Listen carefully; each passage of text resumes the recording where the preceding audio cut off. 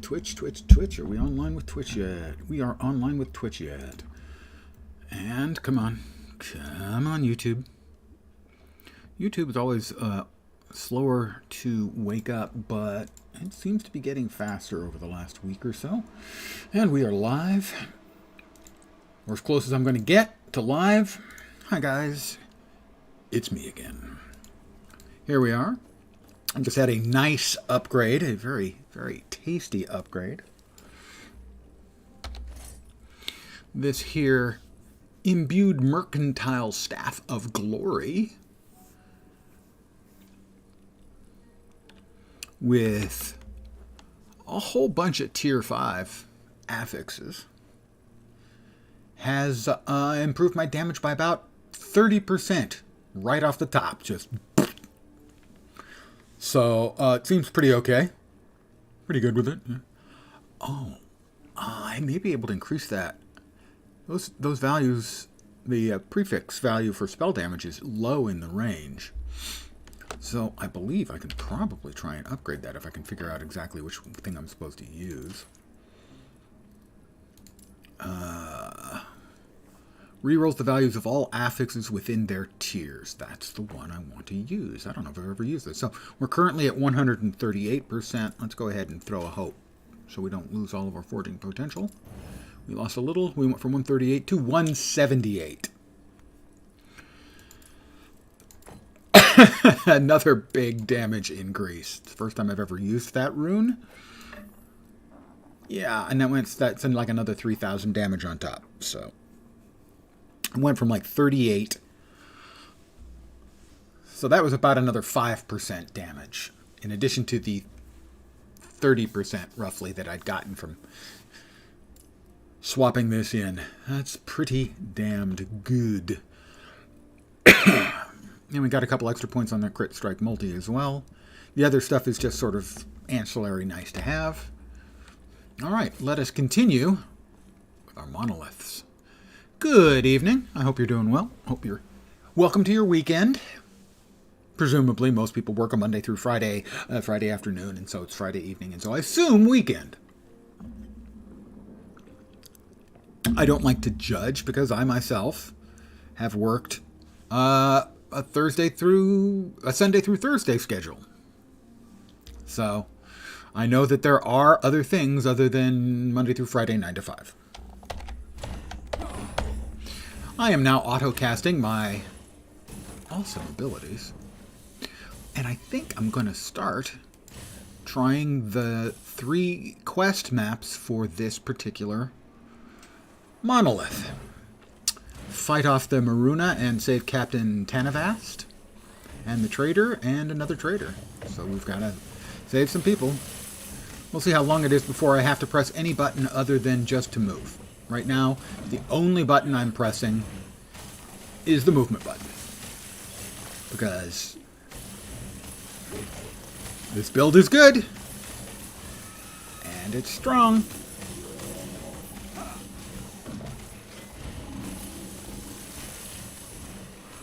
I guess I'll have to talk to him. Oh, no, he's free, so now I talk to him. So, I had to press the same button to talk to him. So I've only pressed my left mouse button so far. Stand down or die.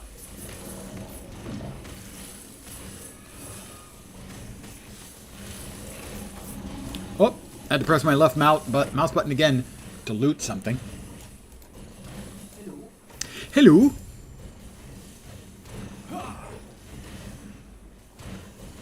Now I have a movement skill. It would move me faster across the map, but I'm trying to just do this entire map without hitting anything but the left mouse button because the build is silly in a good way. It is not my build, by the way. I want to be clear about that. I did not make this build. This is Ali's Void Knight Auto Bomber. So called because it automatically blows shit up. Yes. Alright, we have completed that entire map. Granted, that was not a standard map, it's a sort of a story map. And because I know everyone loves to watch the streamers die, The third of these maps will be a boss map. And the bosses hit really hard. And I don't know what the boss will look like, and I don't know his mechanics. I need to gather moon fragments.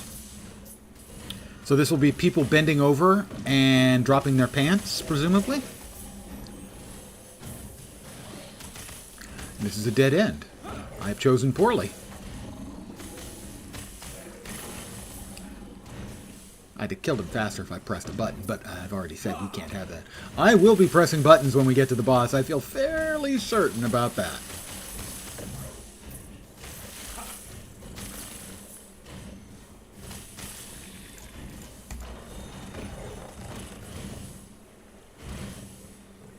Stand down or die. Loot. That requires another click. It's such a trial. It is such a burden upon me. Oh, they auto pick it up. That's nice. I don't even have to click. You just walk over and you vacuum it up. The servers seem to be better, but I cannot swear that that is the case. I am in Monoliths, and Monoliths have been running fine pretty much since the launch. I mean, they did have an outage a little while ago. They did a complete server reboot. And so obviously that, you know, kicked me off out of what I was doing, which was fine. It appears to be better. I don't know if it's all better yet, but it does appear to be significantly better.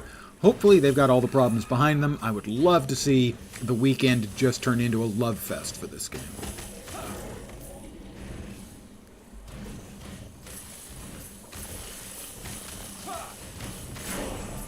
Level 72.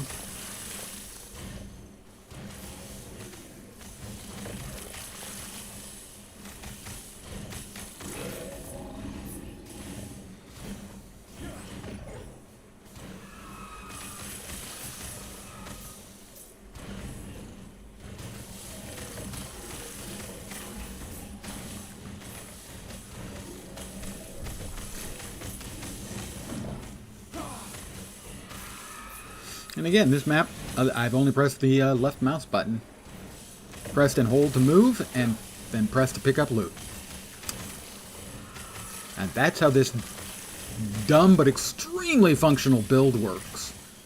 Most of the time, everything just falls over dead. Because the two big abilities are on autocast. So every couple seconds you see my character's movement hitch, and that's with the autocast going off. Oh, I have 3 more fragments to get. Ooh, more loot. A staff. I doubt it's better than the staff I'm using, because that's going to be a big ask.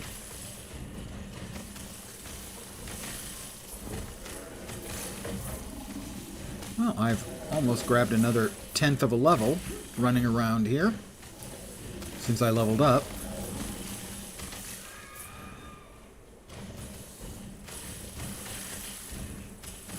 That is 4 out of 6. It is not the most interactive of builds, but then I chose that for a reason. I wanted to be able to easily buzz through the content, open up the Circle of Fortune, which I have done. I'm going to press another button here to show you. We're about 2/3 of the way to the next tier of the Circle of Fortune. I'll show you that once we finish up this map. If I can remember, before we head off to get our ass handed to us by the boss.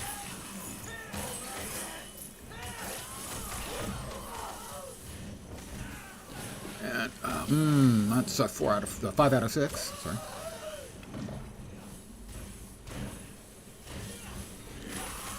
I got the Circle of Fortune opened up last night. That was kind of my objective for. I was hoping the first day, but. Expecting it would probably be the second day, and it was the second day, longer than I expected, but had a lot of server problems. And they have been busting their butts trying to get them fixed.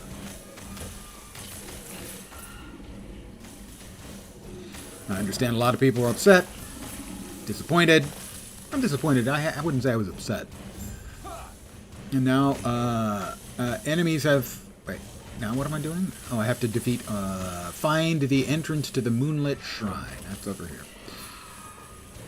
But I think it's dumb for anyone who's bought the game and gotten frustrated to leave a bad review.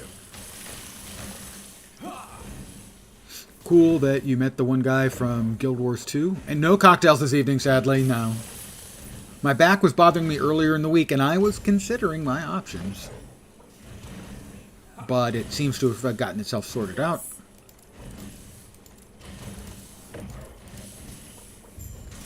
Echo conquered. Back to home base.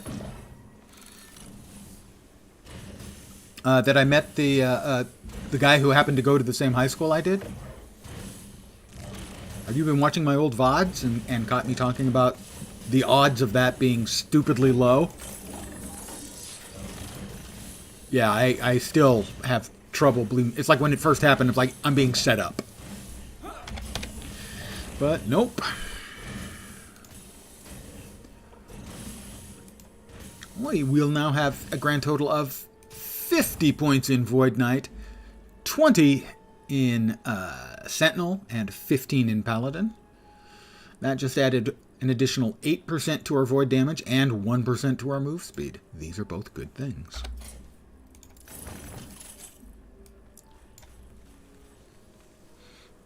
Oh, you were here the time I was talking about it? Yeah, it's ridiculous. The odds were so long.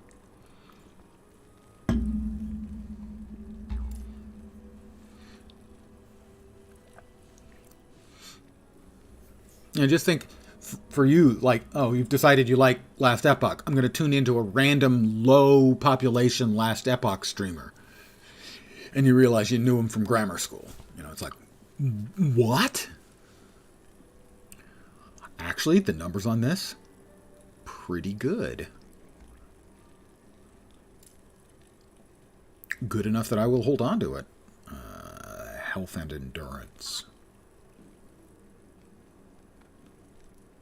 The reduced channel cost does nothing for me. The endurance and health. So, what we have here is if I can get... How many tiers do we have?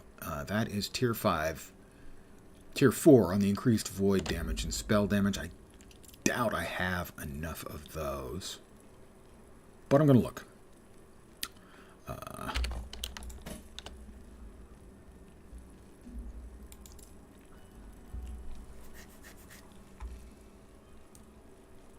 Increased void damage, added spell void damage. I have only 1. Yeah, so for now, I will actually hold on to both of these. Put them in the VK box. Oh.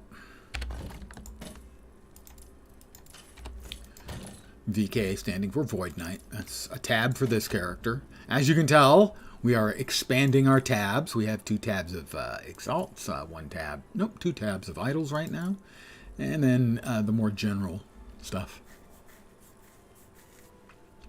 Adding a category at the top doesn't cost anything. You can add as many categories as you want.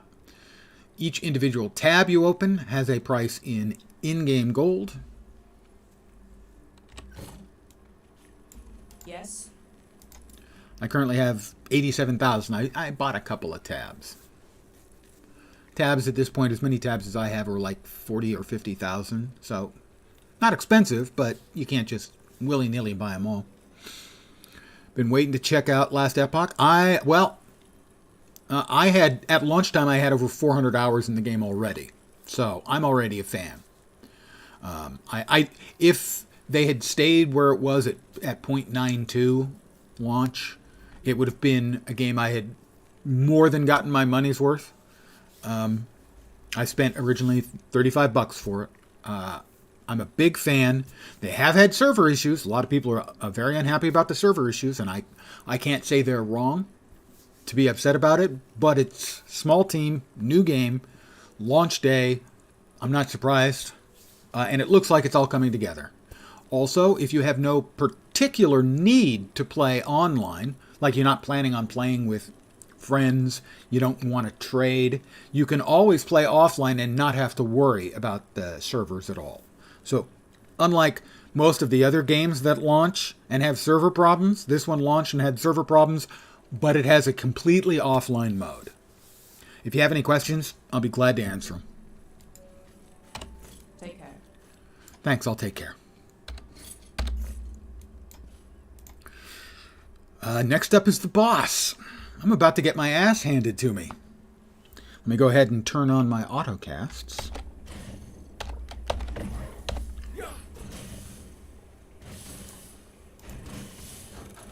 This is sort of the endgame system called Monoliths. I've finished out this group of monoliths, and as you complete each individual map, it gives you stability, and when you reach a certain point, you get access to 1, 2, and 3 sort of storyline quests. And the third one is the boss, and I'm about ready to fight the boss. So, here we go. Lagon. Oh, he's supposed to be really, really unpleasant in Monoliths. So unpleasant, in fact, that a number of the hardcore streamers died on this fight. So I'm expecting I'm going to die. Come on, let's go, Lagon.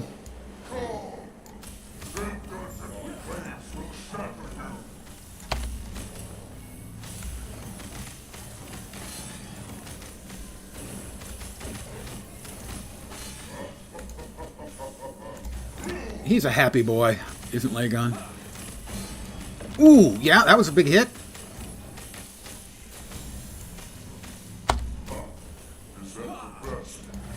Yeah, it's the best I can do, dude. Shut up. I've got you almost a quarter dead already. Oh, he stunned me. We don't like him when he stuns us. There we go.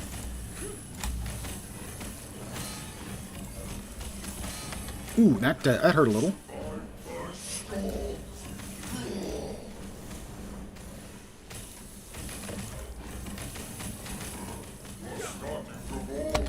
I'm starting to bore him.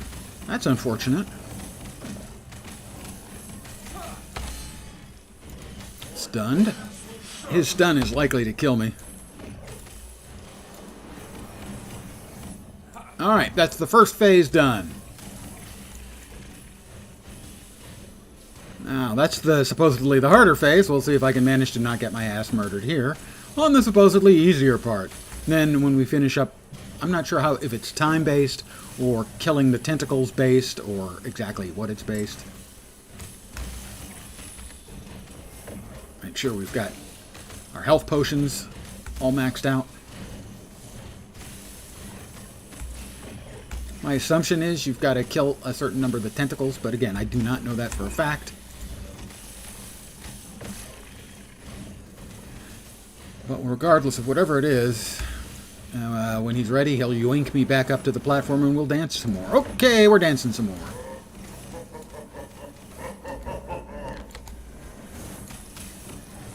No. Okay, that wasn't great. Not a fan. Ah, the water things. Those are bad. I'm not liking those. Okay. When he has the water things coming out, that's bad. Eek. Alright.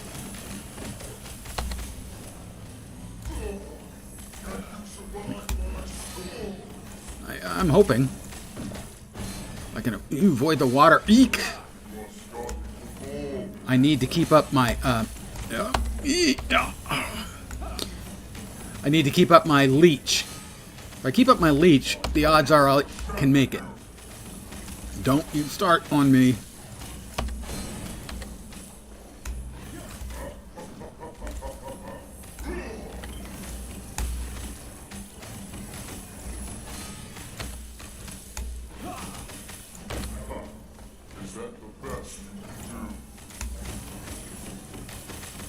It might be the best I can do, yeah.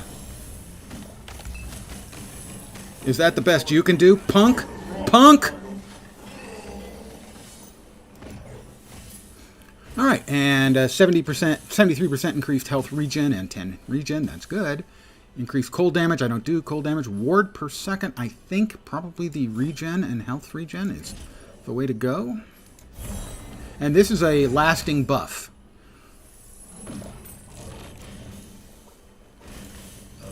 Doesn't look like he dropped anything of any particular note. Yeah, just a bunch of lower tier loot and one key. But that's fine. I defeated him. Yoink is a great word. I'm not that big a fan of yeet, in that it's a made-up word, whereas yoink has been around since Warner Brothers commercial or cartoons. I'm really surprised I managed to survive that. What kind of music do I like listening to? When I'm not playing, mostly I have streams going, but when I'm listening to music, it's usually going to be largely what they used to call college radio or alternative music, particularly from the late 80s and early 90s. There are some additional things that I really like. I love Coheed and Cambria, would be my favorite band from the last like 15 or 20 years. I think I need to head... I finished that one off. I think I need to head over here then. Let's take a walk.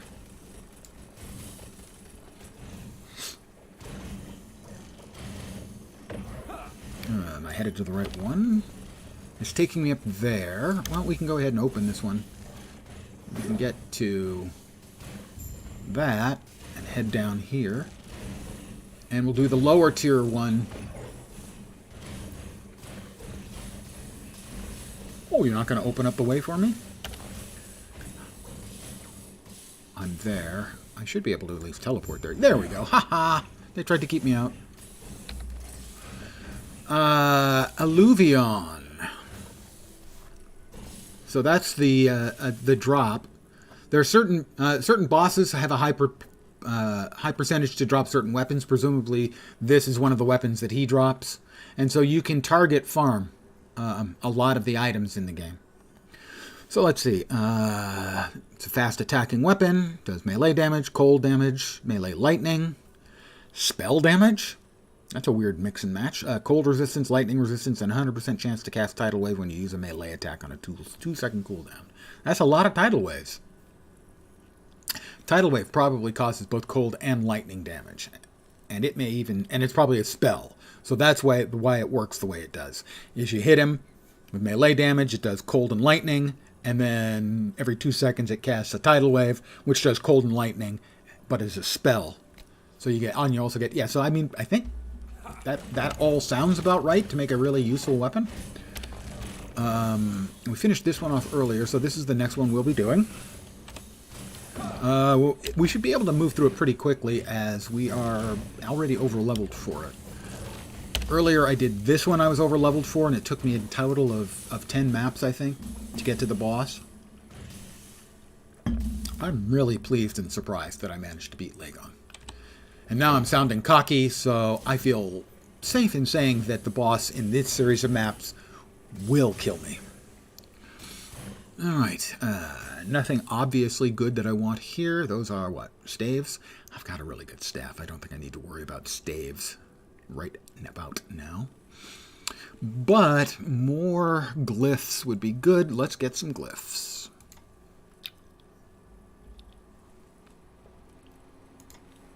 There we are. And we are auto-casting, and we got put down right next to a rune prison where an exiled mage is biding his time. Let's let him out. Maybe we'll be friends. Nope, we're not friends. He did want to be a friend. I'm kind of disappointed.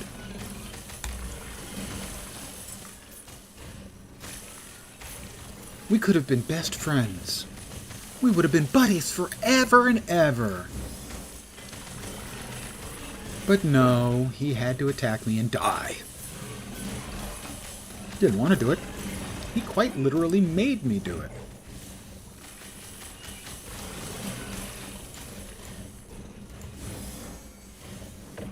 I need to slay enemies to locate the Skittering Gate, and once we locate the Skittering Gate, I need to then seal the Skittering Gate.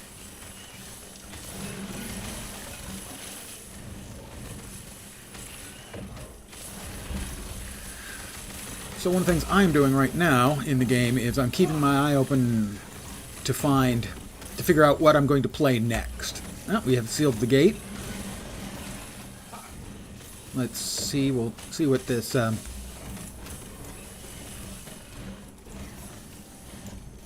No, it's not. Some of the shrines drop gold or objects, and so if there's one close by, you want to check and see. But we will take glyphs. Glyphs of hope are particularly needed. They're always useful.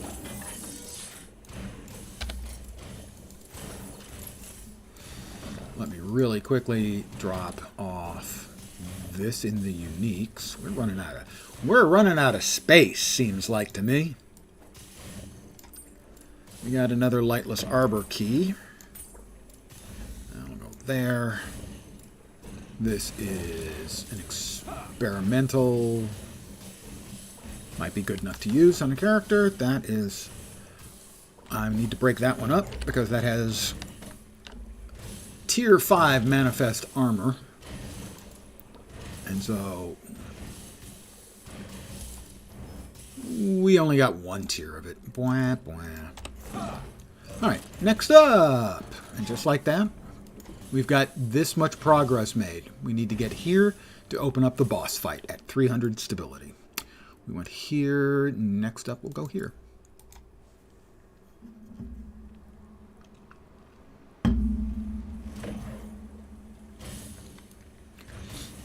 And we have a chest. These chests can drop anything from just some gear, some random gear, to really good stuff. The item I am currently wielding, it's a merchant cache. This all belongs, all of this stuff would be purchasable randomly from the Merchants Guild. I'm in the other guild, but this stuff can all be really good, so I'm picking it all up. I believe most of it comes with a Tier 5 affix already in place, and a lot of times multiple high-tier affixes in place.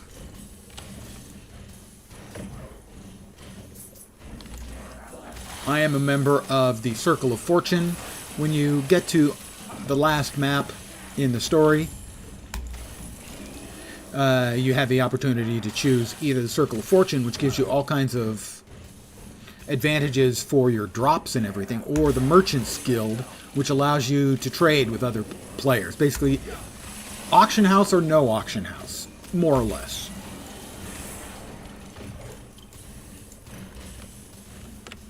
And I'm using the auction or the non-auction house option because the fat loot. I'll show you that. If I remember again, I will show you what that looks like.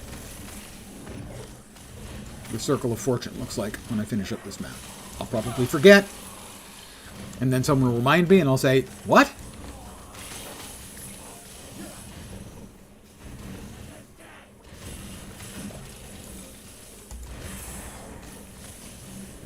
I need to seal the ice gate. Ice gate, baby.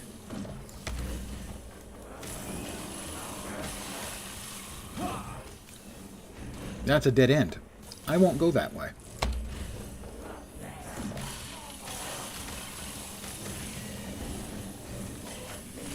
Gotta say, the sound design improvement they have made since 0.92 release is extensive.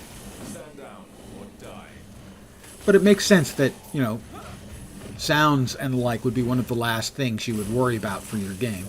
You know, you'd have someone working on it, but getting it into the game wouldn't be a priority.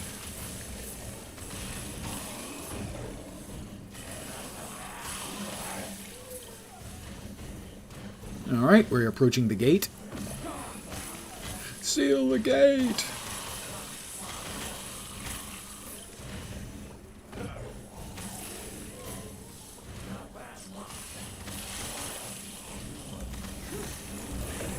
More affix shards, and now we will close the gate. Kill the mobs, close the gate.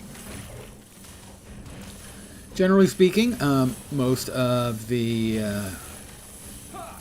monoliths, the echoes, like this one, are not especially complicated. One of the ones that really add any sort of interesting play are the story echoes. But that's fine. Let's face it, all of the maps in Path of Exile, you know, you can jack them up in various ways, but if you're going to Jungle Valley. It's always Jungle Valley.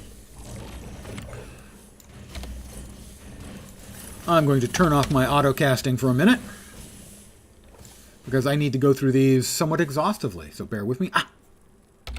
Circle of Fortune. So, I'm up to 4,686 favor.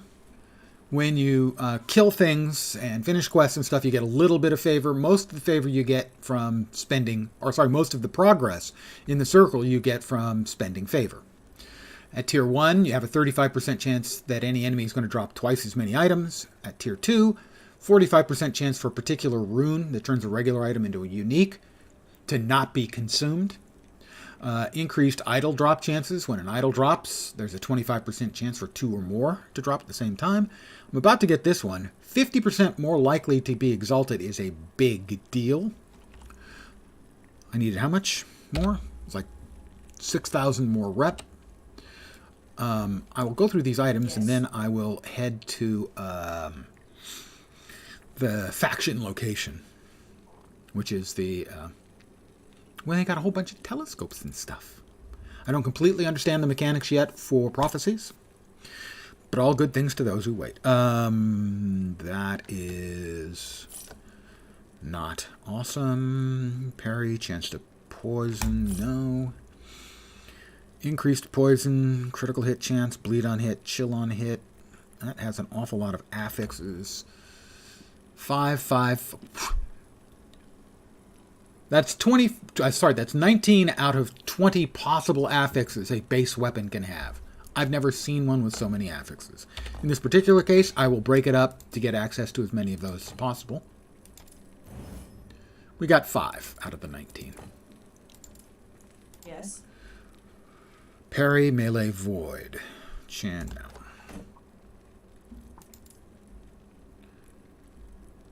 I dropped an item. I'm not sure how it does that. Mana regen, increased necrotic damage, ignite, stun on champs. Those don't really go in, but it has a hybrid, and generally speaking, hybrid affixes are something you want to get. Ooh, I don't even have much in the way of necrotic. That's a little surprising, but okay. We're going to shatter this one too. We got 5 affixes out. Back to her. Yes. Shop, please. No. Oh. Nope. Oh. That one could be good. We're going to save that one and put it in the appropriate box. Melee void, melee cold. The void pen could be useful for me. We only got 2 tiers of that, but we only have 1 of those available, so we got the 2 melee, 2 melee void damage shots. Oh, they're melee. Not useful for this build.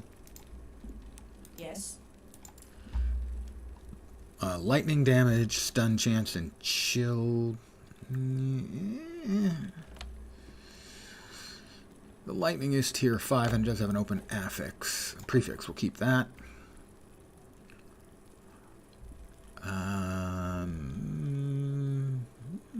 Yeah, that's pretty good. We'll keep that. Let's see. Spell damage, melee attack speed. Those 2 things do not go together. Poison damage, melee damage, stun chance with melee attacks. Yeah, I don't think that's particularly useful. Increased poison, freezing rate. Nope. Nope. Nope.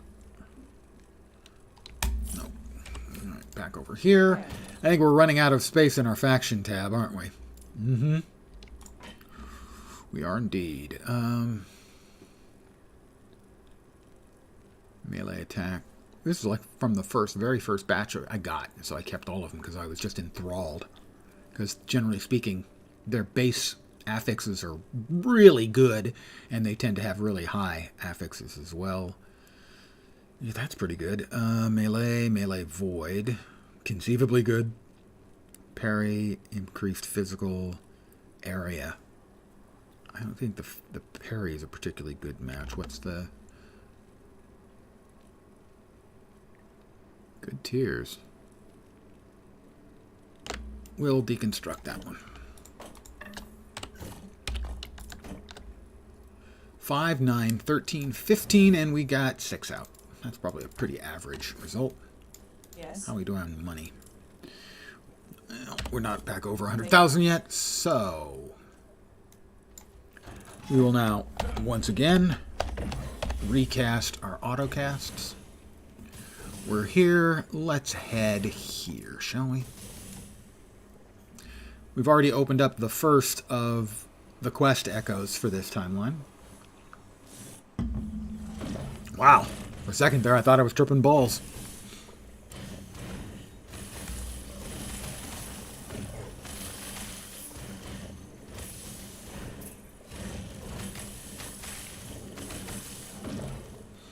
So the two skills I have auto-casting, one is the Devouring Orb, which are the...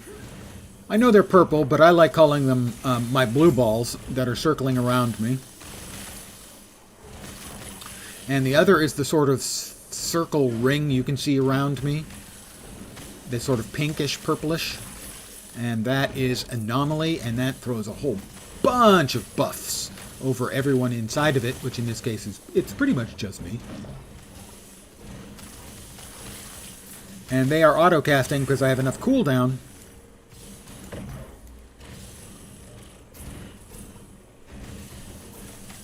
that their duration makes them last until it's recast. Alright, we'll slay the primeval dragon.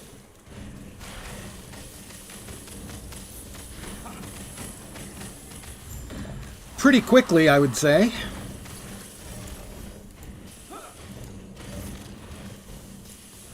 It seemed relatively quick to me. Open portal. Back to home base. More shards, including a rarer one, the Cold Penetration and Minion Cold Pin. Put them all away. Take a quick look at that. 160 reflected damage. Yeah, it's not a great one. Open this. A little gold. A whole bunch of things I'm not interested in. I have a filter, so a lot of the items are dropping don't even show up as anything other than a little beam of light on the screen. That's relics. We'll go here.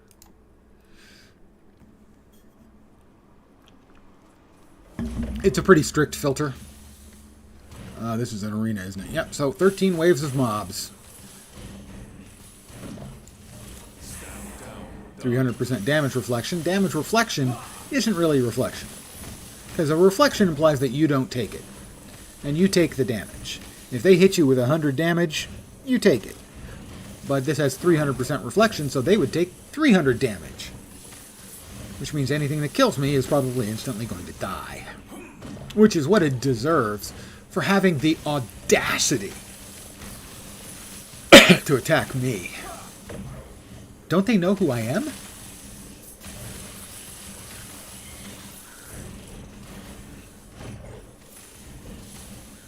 I mean, I'm kind of a big deal. In my own head. Oh, I now have an allied ice beetle. It's nice to have friends, don't you think?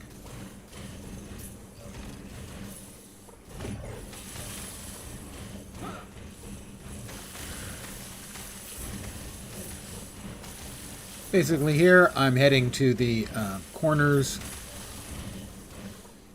to get to the shrines. They can provide a buff or drop some items. Another ice beetle. I now have 2. You can see them in the upper left corner. We're almost done here, about 80% done. So if it's going to give you a buff or it's going to give me some goodies, might as well grab them.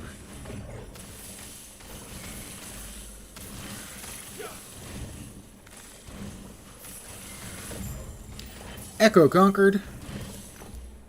Just that easy.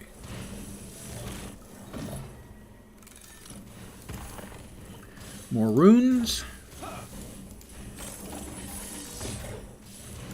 Some more shards. Put that stuff away. We'll drop the Exalted item into the Exalted tabs. That is just a cell. Yes. Take care. Let's go in and take care of the Wingari Battleground.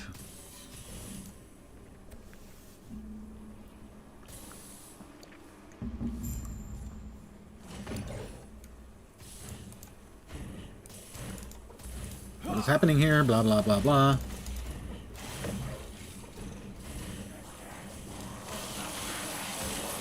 I gotta say, especially satisfying the bone-crunching noises. Those are really nicely done. Oh, we've got something back here. Boots that might be good. I didn't put the filter together either, so I'm not sure. I haven't gone into the depths to see what the actual function of the various colors is. Probably marking something specific, like this has some affixes that this build might want to shatter. Or it might be this has some affixes that you might want to build off of.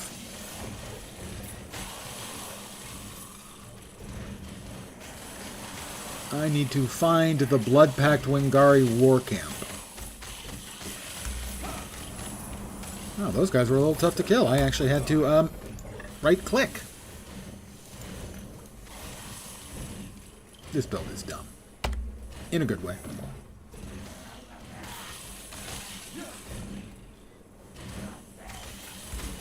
I forgot. We'll see if I can remember this time to actually go to the observatory. The Circle of Fortune.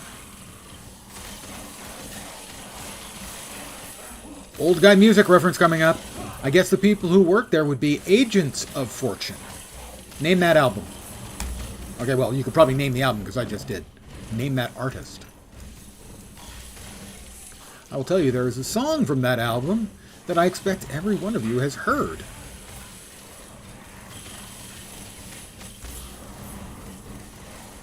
Okay, time's up. Pencils down. The artist is Blue Oyster Cult. And the song is Don't Fear the Reaper.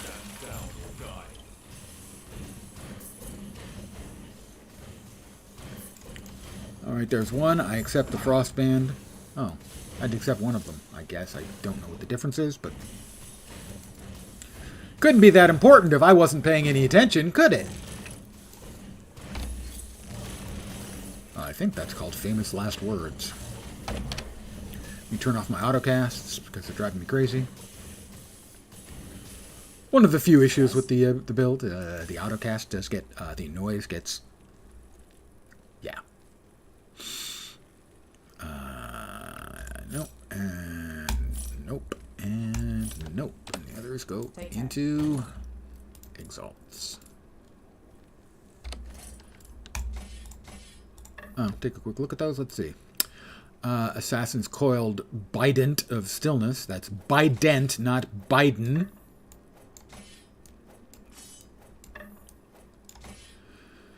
And that one, 235% increased critical strike chance. That seems like that might be good. 228% critical strike chance. Too bad you can't dual wield them. Got to admit, that would be impressive, wouldn't it? Let's tidy up our layout of stuff. There we go. All tidied up.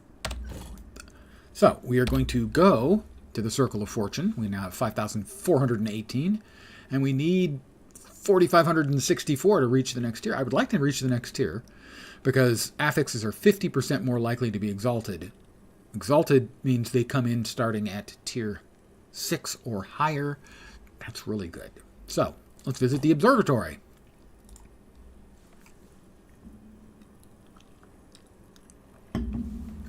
Let's observe the observatory.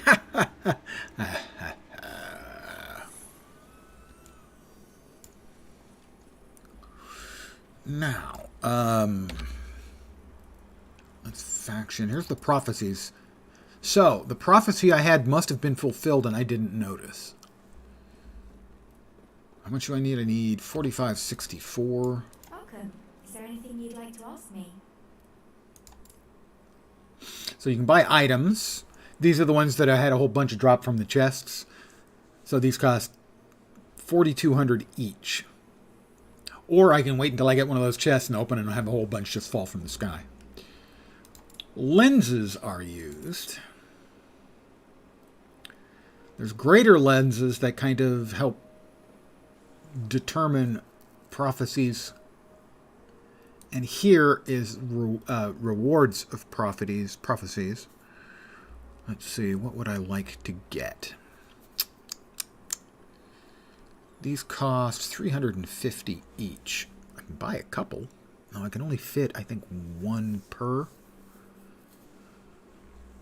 Let me check. So I had put one on the weapons observatory, or weapons prophecies.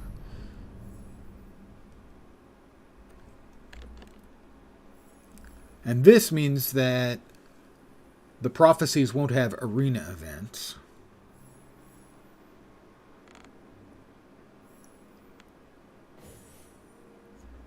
So I'm not sure what spending the 2,500 does for me. That one's 1,500.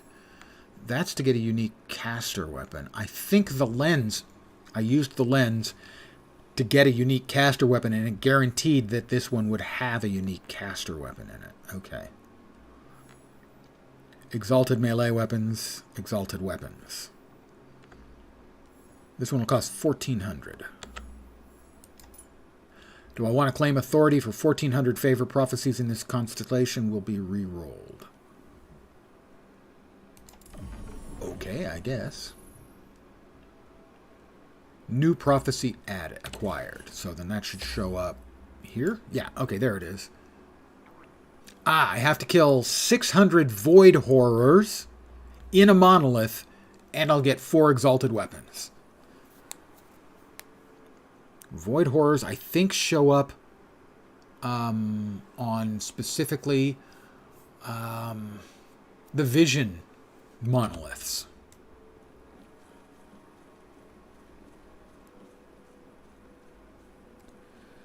Vision monoliths, let's see. Welcome. Is there anything you'd like to ask me? I'm going to buy some of these, enough to hopefully get me over into the next tier of faction rep.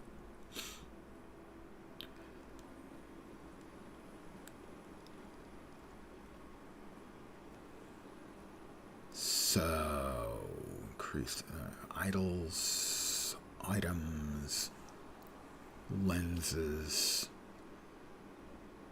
These are all the different things you can use to sort of focus on.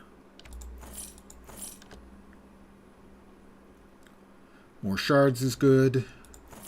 More runes is good. More glyphs is good.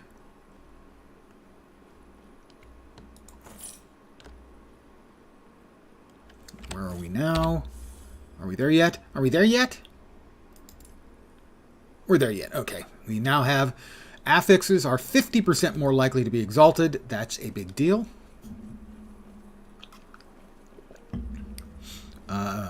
Regular affixes can only drop as high as tier 5 or be crafted up to tier 5.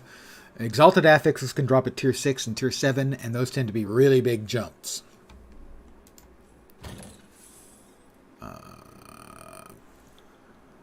Lenses. These are called lenses, by the way. Hi there, I'm Lens.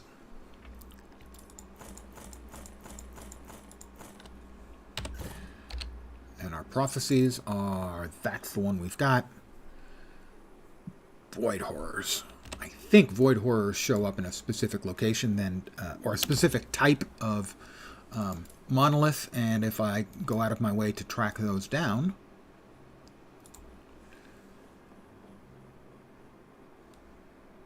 I don't know if that took or not. It did. The transitions between maps is where the servers have been having problems.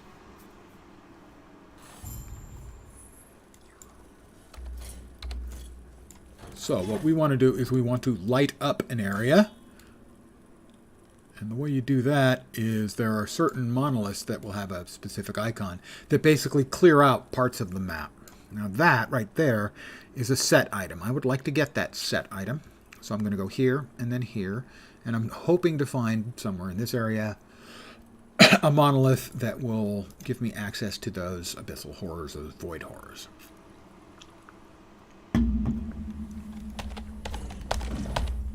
Alright, we are auto-casting now. Destroy the Bone Spire.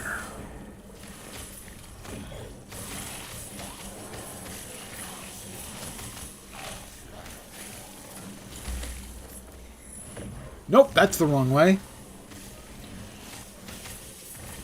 I can tell that a dead end is the wrong way when I reach a dead end because I'm clever.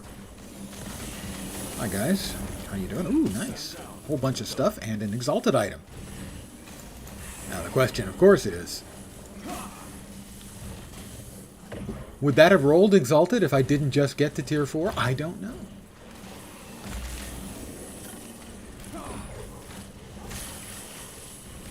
Maybe, maybe not. Who's to say?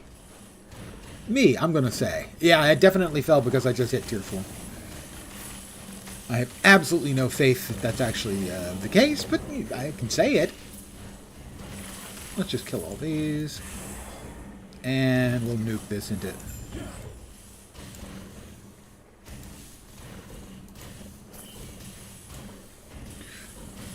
And, right. Don't push a button, press that, and we're back. It dropped no interesting shields at all.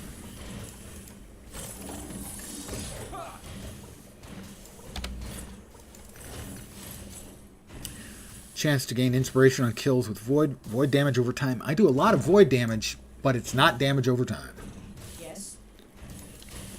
Every damage I do, all of those damages are void damages. Take care. But none of its damages over time.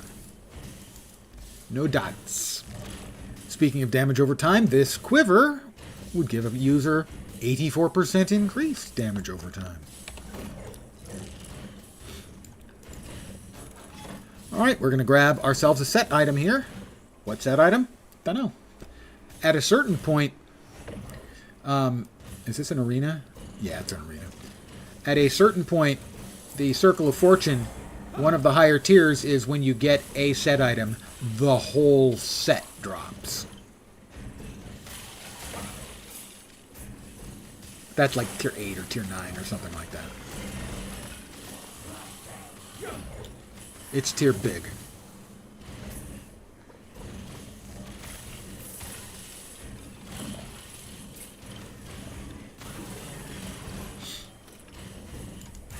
Experience Shrine. Oh, that's always nice. I might just hit my next level here. Especially with the Experience Shrine. Come on, guys. Come faster. Die faster. Everybody just needs to die a little bit faster. Maybe. Maybe not. We're about a little over halfway done with the this echo. This monolith echo.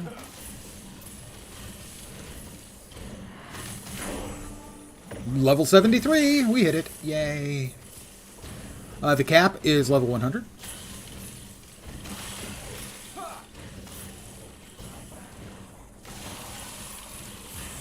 More experience.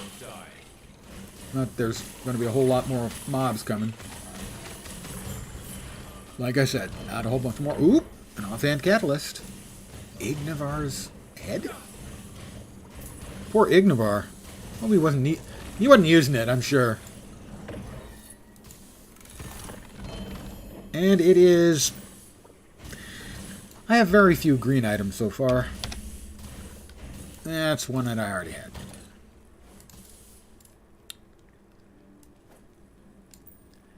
I did not, however, have an Ignivar's head. Catalyst, int, and spell crit. Fire damage, fire aura area. Cast fire aura every 2 seconds while channeling. 95% chance to ignite on hit while channeling. Disintegrate spells. More damage equal to your spell crit chance.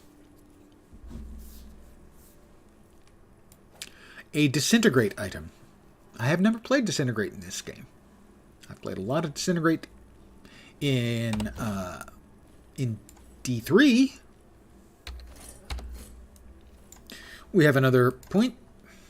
This will get us another point in Dread, another 8% void damage, and another % move speed. So we're up to... We've got 5 more points we can drop in here. That's another 40% void damage and another 5 move speed. We will now, once again, kick off our autocasters.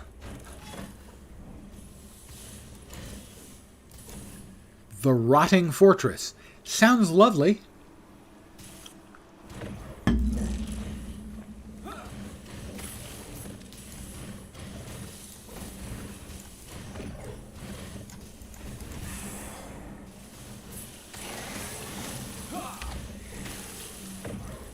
So many mobs to just see them blow up. It's just delicious. It never gets old. I have to slay enemies to lure out the ambush. But first,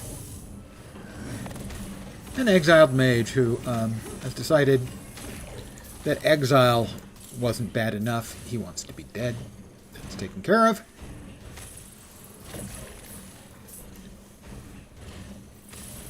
Not a huge amount of mob density in this map so far.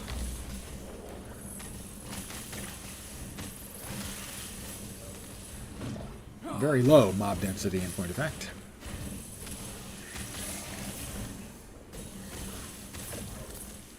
But we'll kill a certain percentage and the ambush will show up, which will be an unpleasant mob. He's shown up. He's dead. It's possible he chose poorly.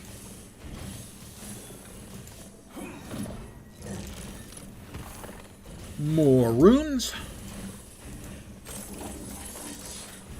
But now by now, if you weren't aware of it, you probably have a pretty good idea what the end game looks like. At least the first tier of the end game. Once you get all the way through and fight the last big boss, you begin getting empowered monoliths. And those are significantly tougher.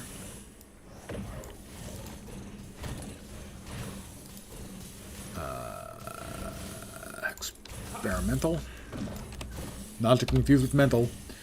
Let's see, damage reflected, plus 2 to lunge. That's a high tier. That's got to be, what, tier 4 or 5? Tier 5, I think. Tier 5 indeed? No, tier 4. No, that's the void. I'm looking at my one. There we go.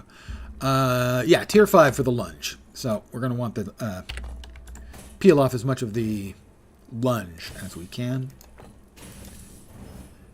We got one.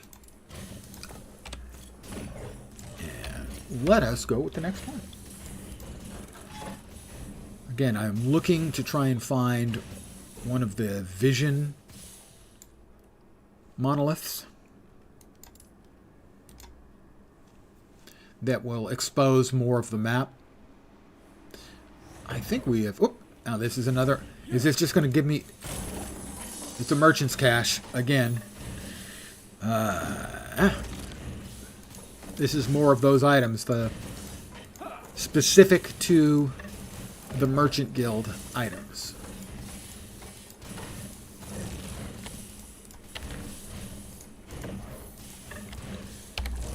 So, well, we won't be picking up a whole lot more stuff on this map. Slay enemies to locate the Skittering Gate.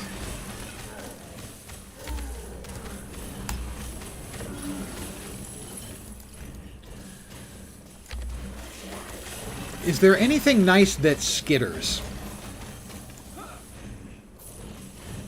I'm thinking anything that skitters is probably... It's not good news.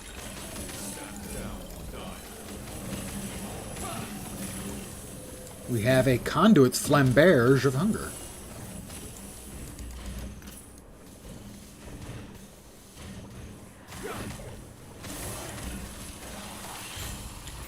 And an Assassin's Dread Banner of Embers. Embers, so it's fire related. Not using the fire, I'm using the void. Yeah. Why is it all of a sudden I'm getting all kinds of purple drops? Die, would you please? Thank you. Die, would you please? Give me a sec to throw something away? God, they just won't give me a break. That'll do. Grab the 5.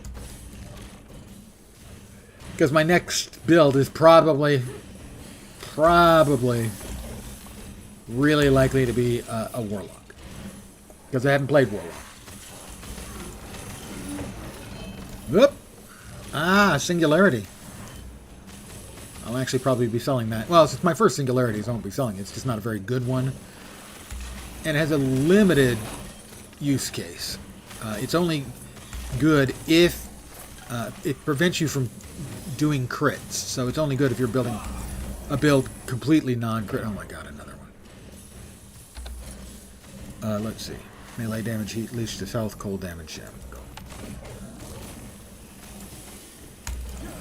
Do you mind? Okay, it's a small one. I can pick that up.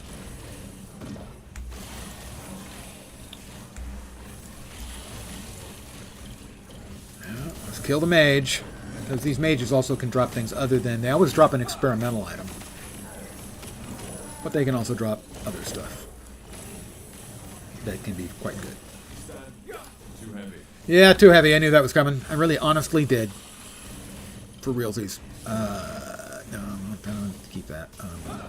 How about the enormous war anchor? Parry, chance, critical strike, multi... Yeah, I can't do myself. Using that. Alright, well now, pick up the boots. We'll pick up the booty!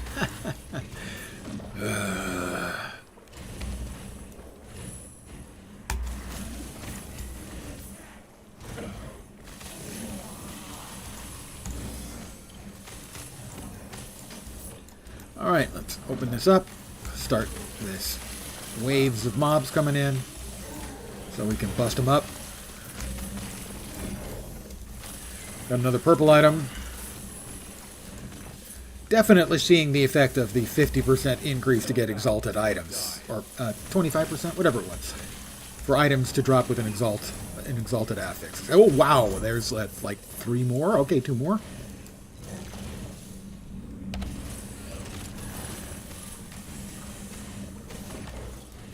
These things keep coming towards me and dying while I'm trying to drop stuff.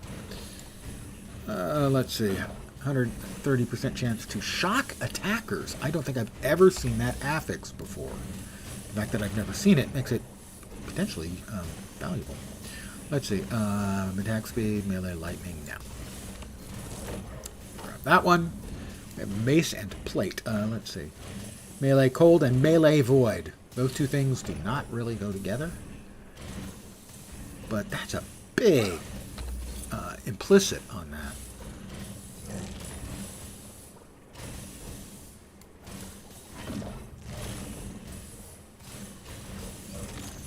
"46% of damage reflected." That might... I don't think I've ever seen a percentage available like that. We want to throw something good away here, don't we? We've got to throw away some stuff here. That one can be thrown away. Move that here and here. And I'm still not winning the Tetris yet. I'm still not winning the Tetris yet. I'm winning the Tetris. Good evening, Nod Knocks, and welcome. More runes. More shards.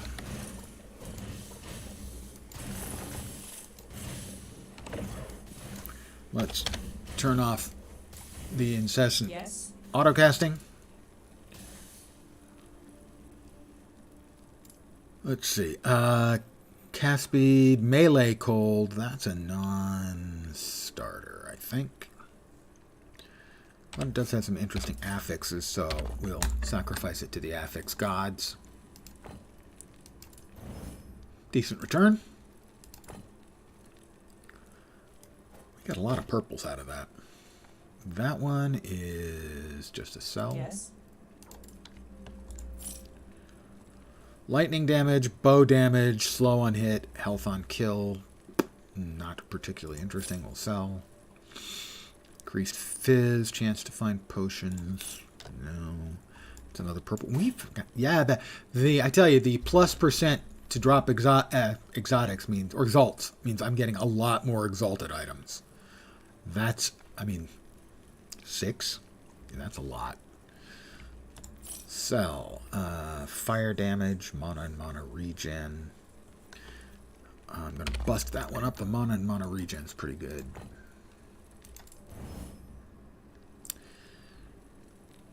Let's see. Crit strike multi and melee void. No. Freeze rate multiplier. That much freeze rate multiplier might be worth it as well. Let's see. I tell you, these faction items, they're really good. High tiers of difficult to get stuff. That one we're just going to sell. Sell. That needs to be filed away. Sell. File. Oh, we got 7, not 6. That's another sell. Critical strike and cast speed. That goes the banner. It's the relic.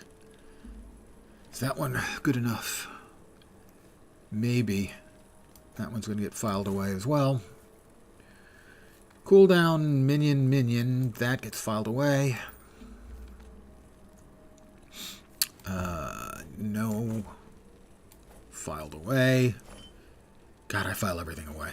I am such a pack rat in every game all the time. Take care. I will take care.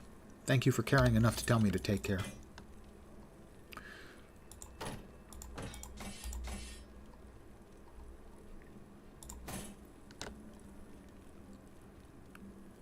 Poison damage on that ring. Quite nice. I didn't even notice. Damage reflected. Right. That could get ridiculous.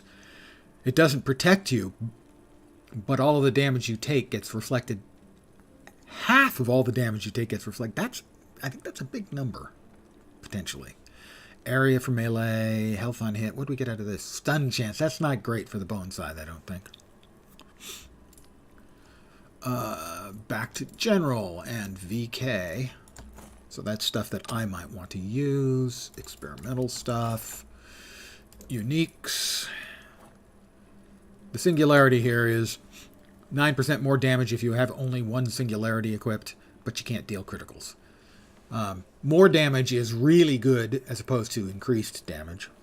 It's a PoE piece of terminology that they've adapted here for good reason. But these goes much higher than 9%. Between 8 and 20%. So this is a bad one, and I will probably end up just vendoring it at some point in the future. Faction. Drop this in the faction pile. Drop this in the small idols pile. My organization will never last. Just putting that out there. It won't last. All right. We've got a unique item will drop there, and a bunch of purple bows will drop there. So we're headed in that direction. A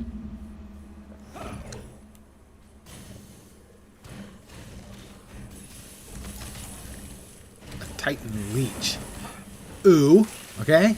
Generally, leeches. Ooh. Enormous minivan-sized leeches. Double ooh. Increased XP. Good. Give me more mobs. More mobs. Lots of mobs. Give me mobs. Lots of mobs. Stand down or die. I gave them warning. I gave them fair warning. A lot of those giant leeches around. Not sure where this is, but I'm not building my summer cabin here.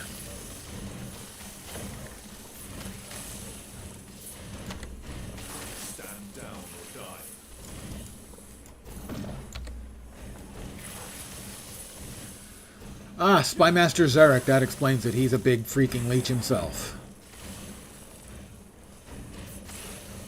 But when we find him, he's the guy we need to kill to close out this echo.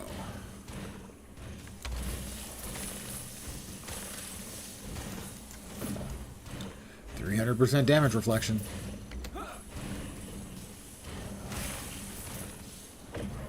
Things die really fast with 300%. I don't know how much I'd have to get to make it I don't know if it's usable as for making a build or not.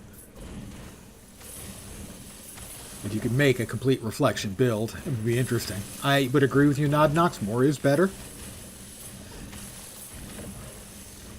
For a lot of things, not necessarily everything. More leprosy. That's probably not great. Alright, here's the bossy dude. And we get a 100% critical strike chance. This is going to be fast. He's not going to last long.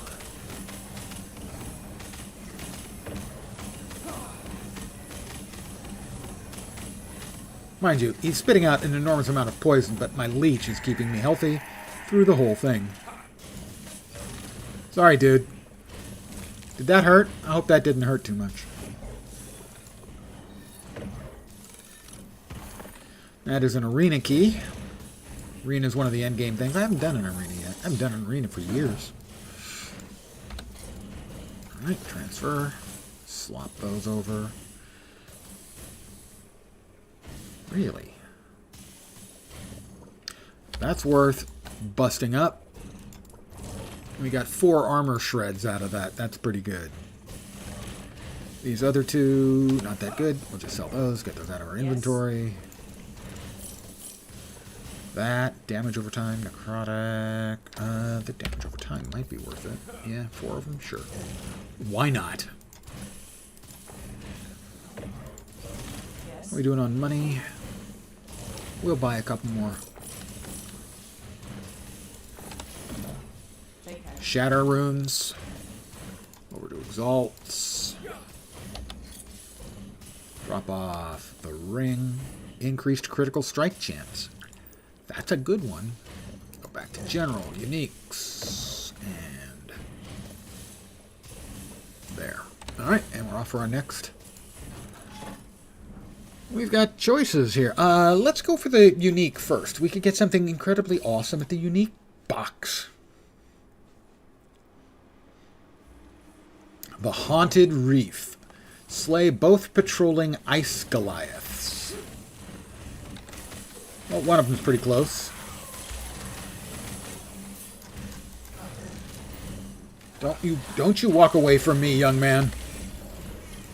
Lightless Arbor Key. I swear, picking things up in this game can be really difficult, and I don't know why.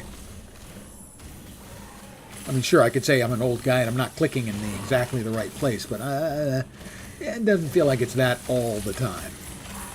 I'm certain it's that part of the time.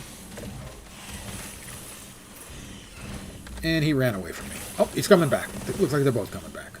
There's one of them. He's dead. Gee, I hope that was fast enough for you guys. I would hate for you to get bored watching me spend forever pounding on that guy. There's the other one on the mini-map you can see. He's running away. Oh, run away!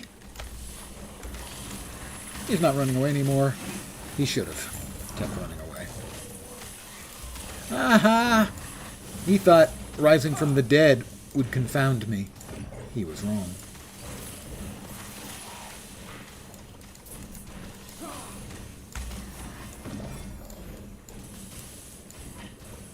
Open. Back. And now we get a unique. Ladies and gentlemen, please don't be those damn boots I have 4 pairs of. It's a ring. Sunwreath.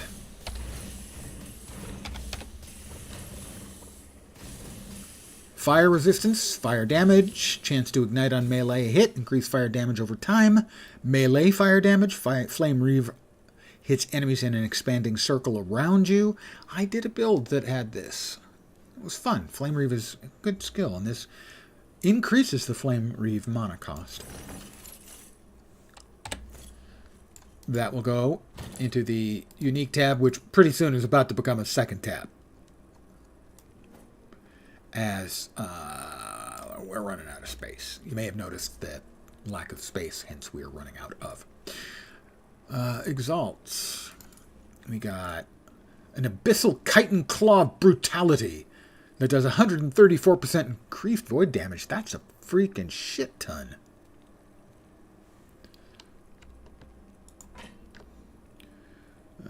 But no other exalts in here. I did get another Lightless Arbor key. Put that one there. That's not good enough. It's not. It's simply not good enough. It's not bad. It's just not good enough. Nope. Spell damage, crit, dodge, void. Nope.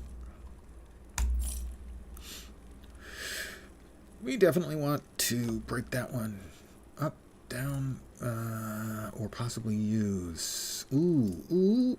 Yeah. I think actually I'm going to craft on this one. So void damage.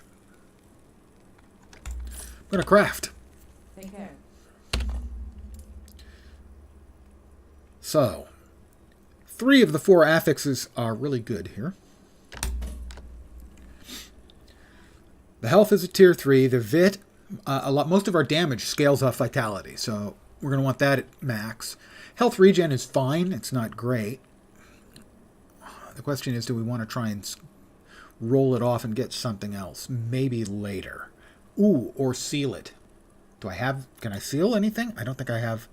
I don't have the means of sealing anything yet. Sealing basically takes an affix and sets it to the side as just an extra bonus, basically allowing you to have 5 affixes.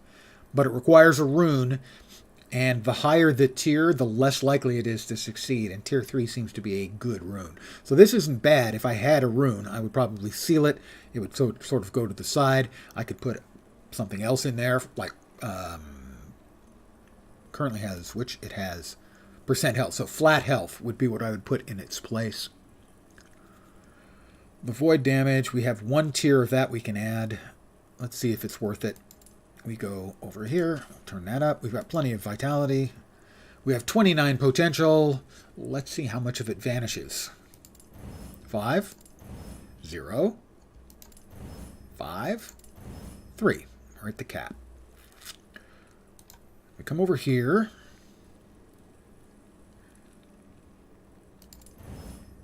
Didn't lose any. Lost 12. Ouch.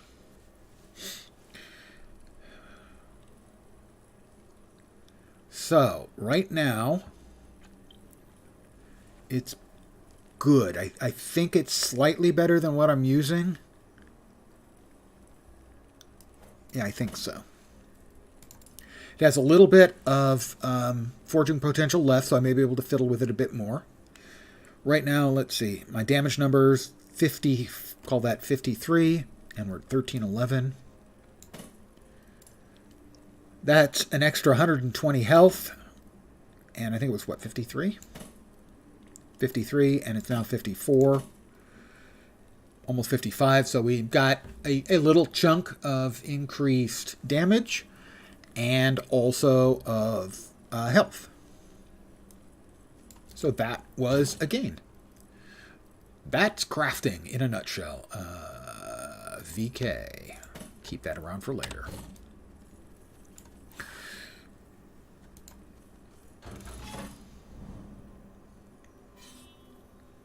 Did I not finish the Wengari Battleground?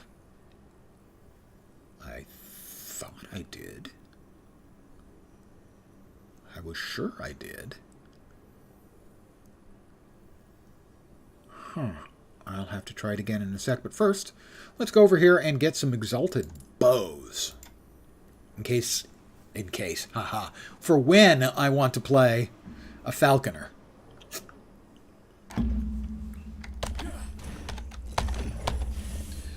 Which is the other new mastery along with the warlock. We need to slay enemies to locate the wild gate and then seal the wild gate. It's a real wild gate. Wild gate. Oh, more shards.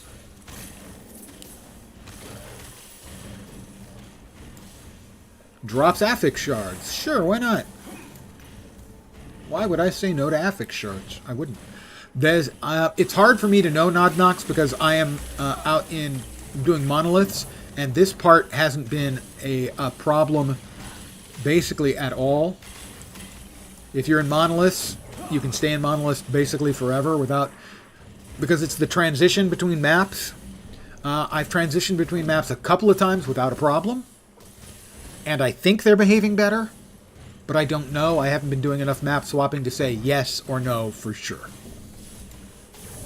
Let me free this poor mage. Oh, he attacked me. Why did you do this? Just to give me all these good things. That one's not good. I'm just not convinced that's good at all. That experimental affix I am not impressed by. I'm with Nod Knox on that one. That one seems to be a not particularly good affix. Certainly not a general use affix. You have to be running a really specific potion-heavy build, I think, to get anything out of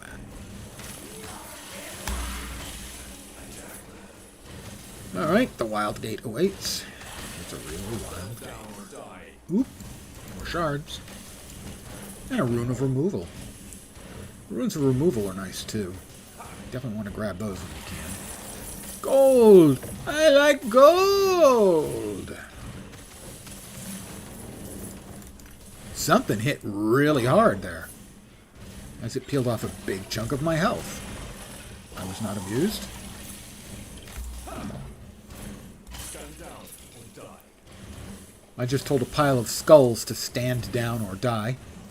I'm not sure which it shows. Whoop. It's the explosions that hit so hard. Okay.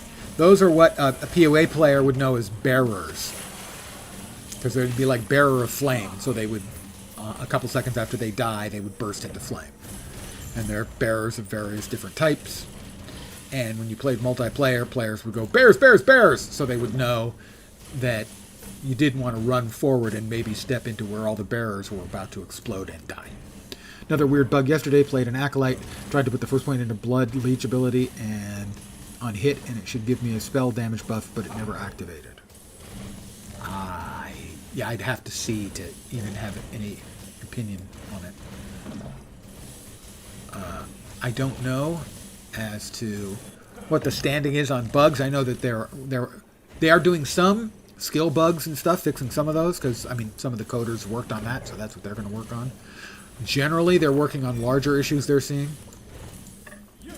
Obviously, the server issues would be first and foremost. But certainly, if you see it again, or it recurs, filing a bug would probably be the way to go. Let's see. No, ooh, that's a lot of health, though. Well, we've got a lot of health right now. More Vit wouldn't hurt. Oh, and CDR. A little CDR and some Vit, sure. We got almost all the shards out of that. We'll sell the other two thingies. First Acolyte skill, first node in the skill tree for the skill. On hit, gain a buff for 8% spell damage, but I checked in your care sheet and it never triggers. Huh. I am not certain if those kinds of things all can occur in the background or not. I would expect it to show up on the character sheet, though. Sell and sell, and these all go into exalts. I'm going to run out of exalt space. I'm going to have to start deconstructing. Health on kill, that's not that good. Stun chance for bows. Come on, guys. Chance to chill on hit, that could be big. Chance to poison on hit, now we're talking. Lightning resistance, that's kind of meh. Alright, let's try the Wingari Battleground again. Don't know why that didn't work the first time. I thought I had finished it. Find a blood-packed Wingari and join the battle against the Empire. Unlocks battle. Unlock 75 timeline. I think I already finished the 75 timeline, but regardless. Stand down or die. Alright, there were two guys. I talked to the guy on the right previously. I'll talk to the guy on the left this time. He just vanished. Nope, he's back now.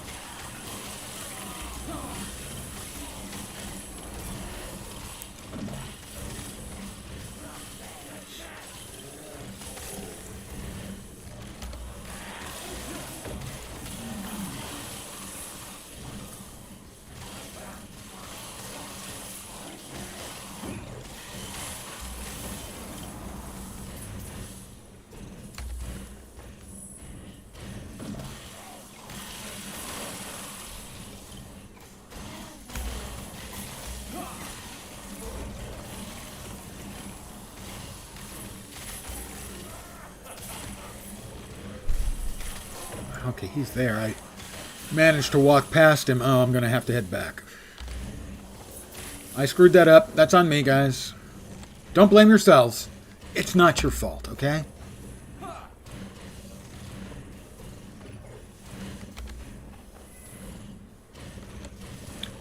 I didn't notice.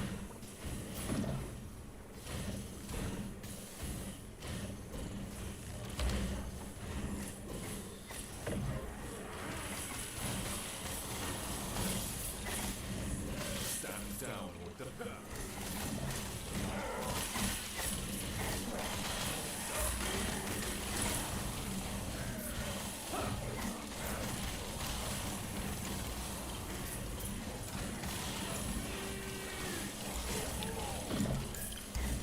He's vanished again. And it wasn't an NPC, unless he, like, just joined me or something, which is possible. Because there are a bunch of NPCs following around with me. You can tell they're beating the crap out of stuff, too. Where? Now he's back to the left. Okay, well, it could be that way. Let's continue this way. We'll clear this out. Me and my new friends and their pets. And I tell you, the bone-breaking noise is really quite satisfying.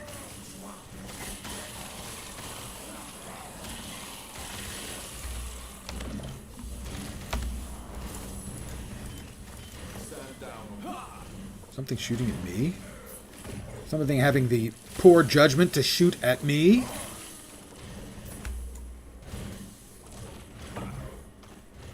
Fools! Fools! That's what the mage says. Pretty regularly.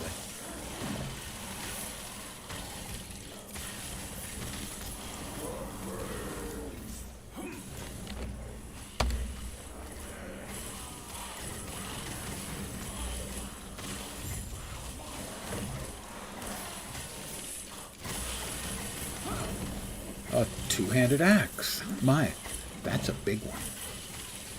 Alright, now I talked to this guy previously and I didn't get the completion. Let's see. Find the Blood Pack Wingari War Camp. See, but I've got another...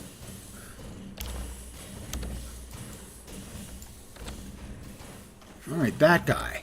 I've talked to this guy, so I need to talk to the other guy. He keeps vanishing from the map or moving. The indicators are not especially clear to me.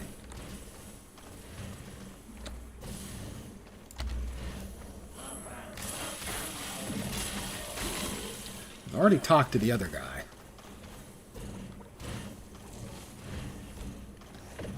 And for whatever reason, that didn't give me completion of this echo.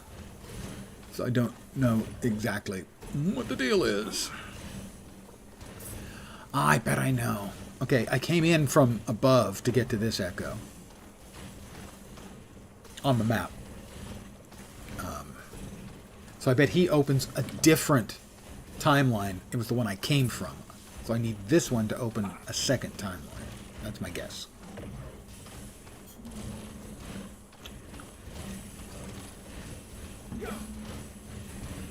Basically, you have to talk to one to open one timeline and the other to open a different timeline. But I already came from the timeline the first one opened, so it didn't really affect anything.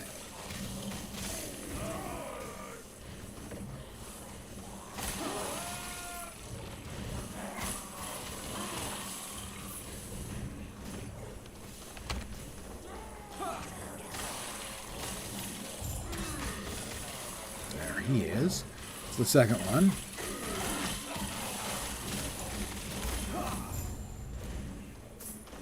Talk to him. He is... Join the Blood Pact. Yep, speak with the Blood Pact Wingari. Echo conquered.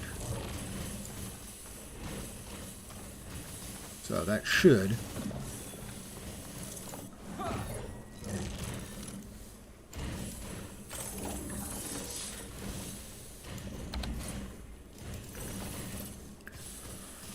increased area of void cleave.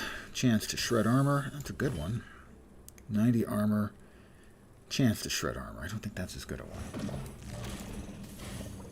Yes. Sell that. Mana, echo damage when a skill echoes. I have not seen that one before. That one's definitely getting broken up for bits. Actually, not even for bits. I want that one for sure. So we're going to use the Rune of Removal. What that does is one at a time it removes the affixes and brings all the shards. We want the 5 shards here. 3 shards there is nice too, but that's what we want. We didn't get it. We didn't get it. And we ran out of forging potential. Fortunately, we can still shatter it. We'll get at least 1. It would be nice if we could get 5. 1. That was about the worst result we could have hoped for from that. Truth be told. Yes. Clearly, that was you guys' doing. Let me buy some more. Take care. I'll take care. Thanks, Toots. She hates it when I call her Toots. Understandable. All right, that's another Lightless Arbor key. At some point, I'm going to have to do a Lightless Arbor dungeon. It's got mechanics I looked up on that seem a little convoluted. 15% plus 15% base critical strike chance. It already has a +4 melee, which means the base crit is 5%. It has 4% additional and 15% additional. That means it starts off at 24% base crit, which means for every 50% crit, it's actually adding another 12% onto the base from 24 to 36. Getting 100% crit on this weapon would be really easy. And it also has increased melee attack speed and area for melee skills. That is a remarkable something to build a build off of. Over here we have Bone Harvester. Melee necrotic, plus 10 int, 20% chance to summon a skeleton harvester for 15 seconds on kill. I'm not sure if there's a build that uses it or not. Oh, and we have, sadly, crap. Let's see. We need to find everything in here with LP and move it. LP is legendary potential. Just made a new character, still nothing after the patch.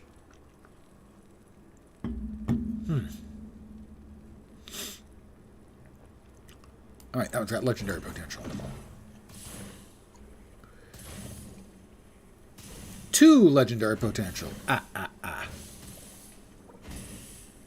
Legendary potential. Legendary potential. This one can go here now. LP. If you don't know what legendary potential is, that means basically you can take an exalted item, a purple quality item, and smash it on, and it will add, depending on the number of potential, it'll add affixes from that item to the legendary item, which means a legendary item that's good is good, but a legendary item that has legendary potential can become busted good. And the higher tier the item, that didn't quite work out the way I wanted it to, the less likely it is to get legendary potential. Just want to convert Rip Blood into necrotic damage, and for that I need 2 points into that node, but alas, it seems just to be choosing the builds that are not working. Well, it may not be working. Yeah, I can't actually cogently comment on what might be going on, because I'm not there. I'd like to cogently comment. I'm not sure I can, so I won't. I'm not sure I can be cogent. Alright, that's all my LP uniques. And, yay, we can now go to Occupied Heoboria. Heyo! Did I bore ya?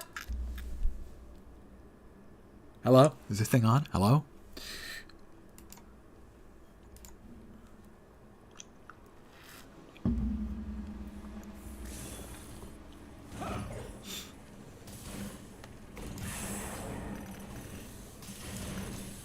Check the damage on the spell. It does not rise. The buff, I'm supposed to get stacks infinitely, so I should at least see the max damage increase. I don't know enough about how things like that display to be able to say what it might be or might not be. I need to, what, save villagers and defeat patrols. I am sorry that you're having the issues, though, regardless.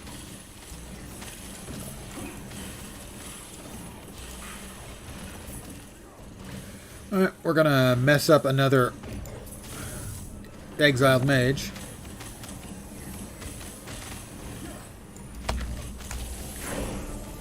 Didn't like him. Those guys are really annoying. Those big rock tossers. He's keeping me from killing this guy in a quick fashion, making it last longer. Oh, I leveled up somewhere in there. A rune of research. Rune of research is good. That allows you to seal the experimental affix. Alright. This is... I destroyed something that needed destroying. Going for a necrotic dot build. You need to check, folks. Now you know the spell, otherwise you'll go minions. Minions pretty straightforward. That's certainly the case.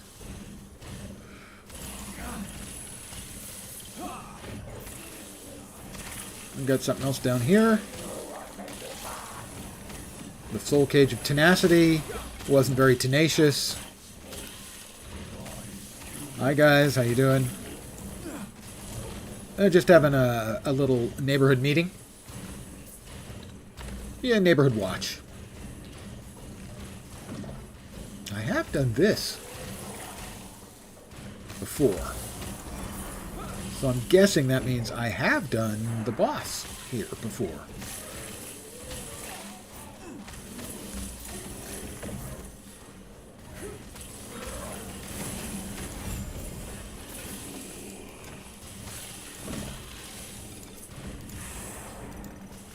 Affix shards.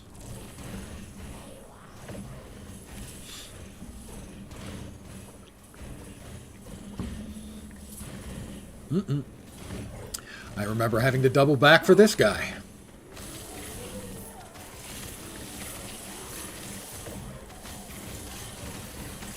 It's a phylactery. It was a phylactery. No, it's not.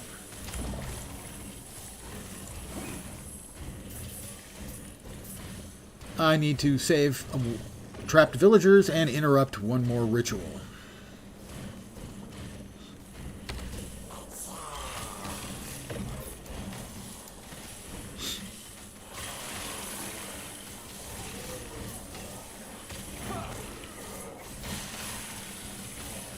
There's the ritual.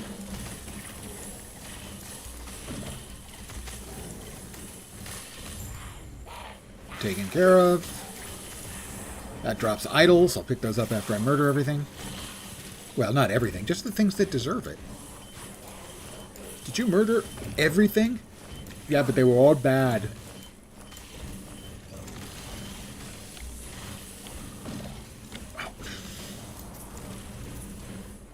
Dude, I'm just trying to...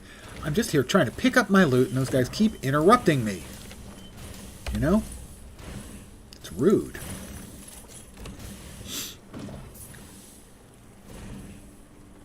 Villagers to free. Or save. Potato.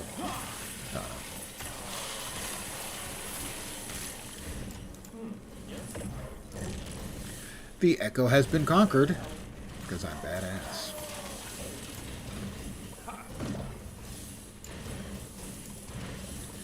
And back to the home base.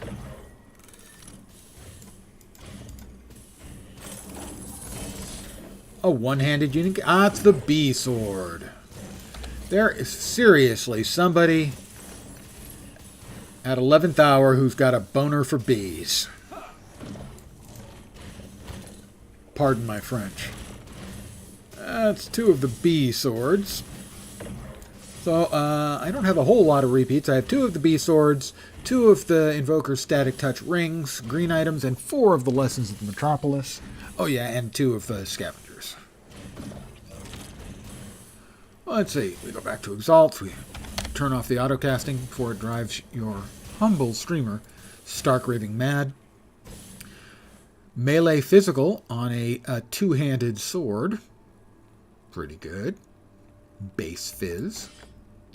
We have Stabby McStabbykin's dagger. Stun chance. An Abyssal Soul Harvester of Suppression. Chance to apply Frailty on melee hit. That's useful. Frailty reduces the damage mobs do to you. And 3.4 seconds of haste after you use a traversal. It's not bad. It's not one that'll make this build because of the other things on it. But especially using the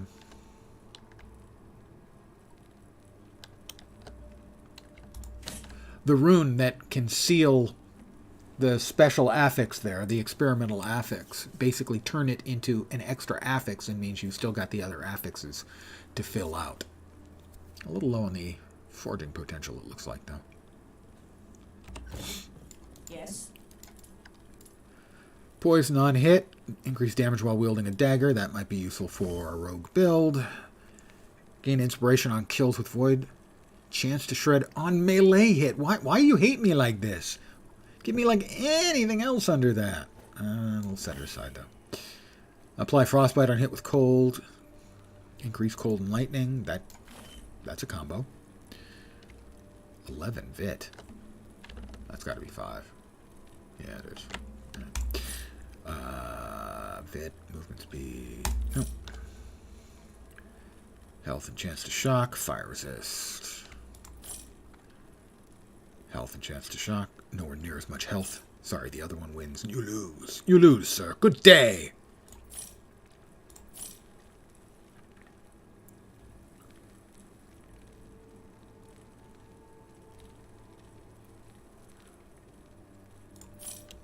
Yep. All right, these will go into the appropriate idols bins.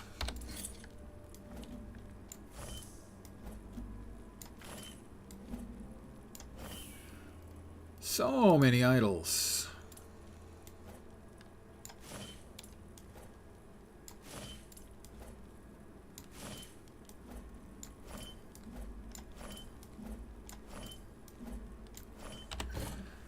Okay, we got another level in there. So what's that, 73?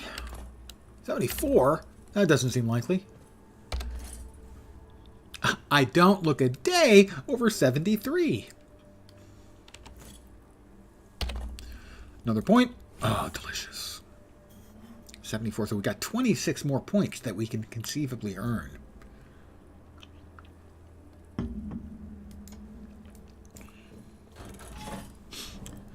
We go ahead and restart our autocasts. I have not found yet a viewing echo. So I'm just going to go ahead and go to the Lair of Formosus and try and finish off another echo with another boss fight. Now I managed to defeat Lagon, who was the level 76 boss, I think. Much to my surprise. And I immediately said, while going to this set of echoes, which are 6 levels lower, I'm sure the boss here will kill me where Lagon didn't. I'm sticking with that. This boss is going to kill me. That's my prediction. He's the Frostlich Formosus.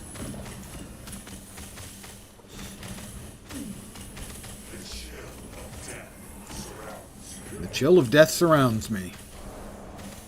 The smell of it surrounds me.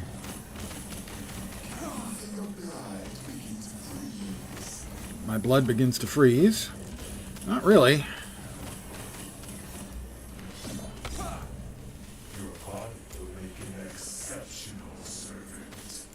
My body will make an exceptional servant. Well, he's got taste in servants, at least. He's Frostlich Formosus.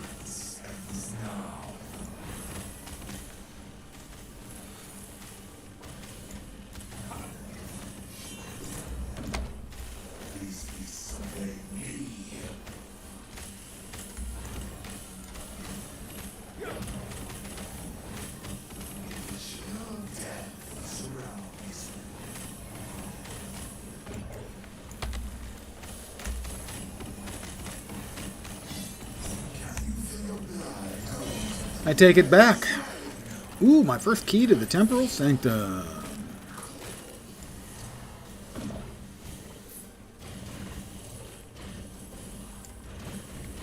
Nothing else of significance there. We free this dude. You've saved us, traveler. The undead Imperials will return and in greater numbers. You've given our people a chance to survive. And here is the overall blessing. Increased two-handed staff drop. That would be good, except my staff I currently have is so damned good. Hard to see me getting one better. Increased one-handed sword drop. Bow drop rates. Well, the staff right, I'm looking at most likely going with a warlock next. The staff drop rates will give me something to look for out of there. The alternative is the bow, but the staff is at 44%. I might get a better one than I currently have. Theoretically, we'll confirm that.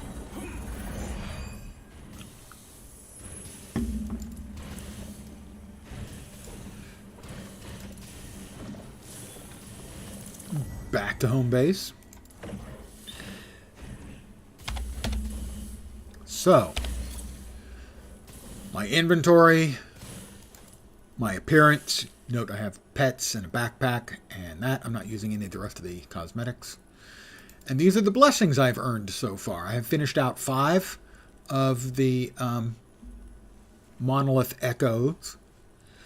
And for each Echo, I've discovered 3 of the blessings, and I got to choose one.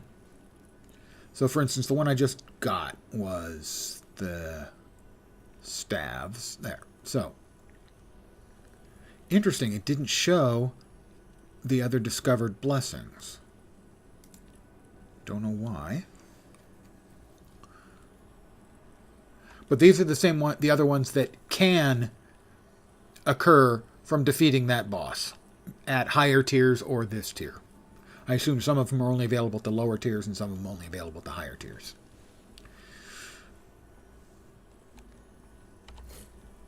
But you can also see I've got, that's idle drop rate, helmet drop rate, increased leech rate. That's really good for me as I do a lot of leeching. Increased health regen and base health regen. That's always going to be nice for everyone too. I think these are active for other characters, but maybe not. No, maybe not. Probably not, because this looks like just the character sheet, character inventory.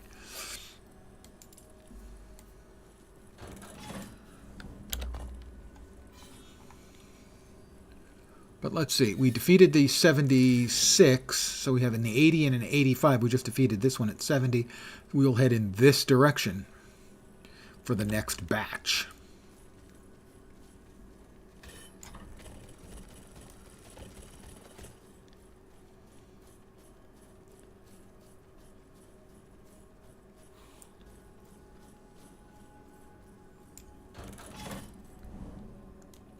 All right, we start here.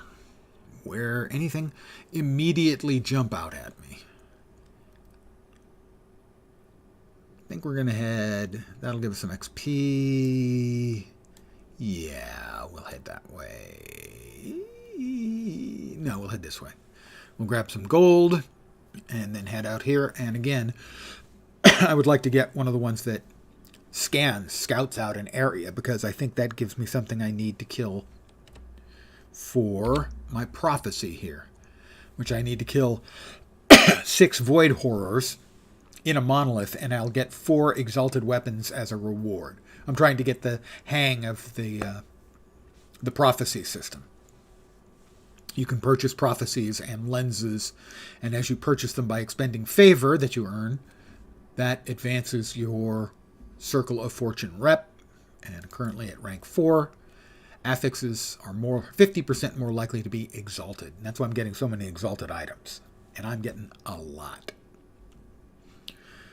And you can see, as you get up, they go through, there's 10 tiers, and they get better and better. Here, 35% chance to double rewards on monoliths. Uniques are twice as likely to have legendary potential. That's a huge one. T7 affixes, which I've never seen in the game, are twice as common. Rare to exalted chance. Items that would drop as rare have a 25% chance of becoming exalted. When a set item drops, the full set drops instead, And lastly, items from prophecies are duplicated. So, I'm going to start up my autocasts. And we're head in, make a little gold, and start working our way through the echoes. So, I'm going to be streaming for a while longer. I have given some thought as to what I want to be doing going forward. I am playing a lot of Last Epoch right now. But I'm playing a lot of it off stream, and so I'm thinking I might be well served to be mixing up the stuff I'm playing on stream. So on stream, I'm going to start playing more other games rather than just this, because I'm playing a lot of this off stream. Legendary Quiver. Did it drop with LP? It dropped with 1 LP. So tomorrow I'm going to be playing City Heroes. On Tuesday, I know we get the new expansion material for Guild Wars 2. I'm going to be playing that for a few days. So basically, the evenings, I'm going to be mixing it up more, and I'm going to be doing most of my LE off stream. But I also may do some of that on stream during the day. So I may be doing more double streams. Right now is a rich time for games. A lot of good games are, or at least interesting games are dropping. They had an announcement, I think, today for Nightingale. And I've mentioned Nightingale before because I was planning on playing it until I found out it was launching the day after. They changed their mind and then made it the day before Last Epoch. They are adding a full offline mode to the game, which I think is great. We need more games where they allow for a solo offline player component. I think it's a huge win. They had a lot of requests for it, a lot more than they expected. They thought people would just want to play co-op. Because people had asked them previously, solo, offline? They said, nah, there's no interest in that. But apparently they've gotten enough people expressing interest that they've changed their mind, and they are saying it is something of a priority for them. So, a tip of the cap to them. I approve of that wholeheartedly.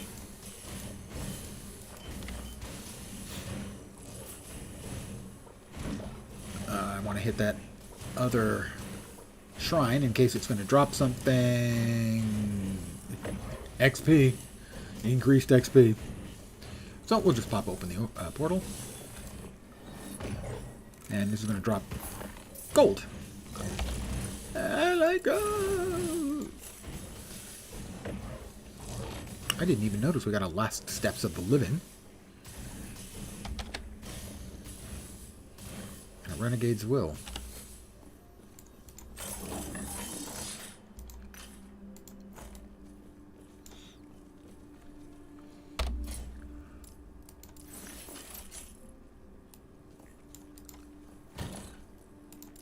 LP.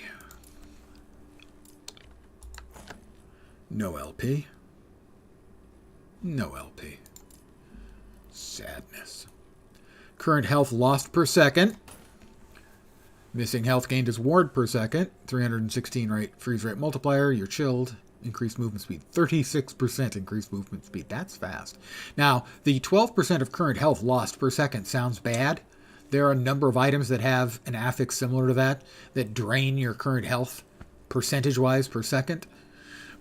But what it does is it lowers your health slowly, and it gets to a point where they stop lowering your health.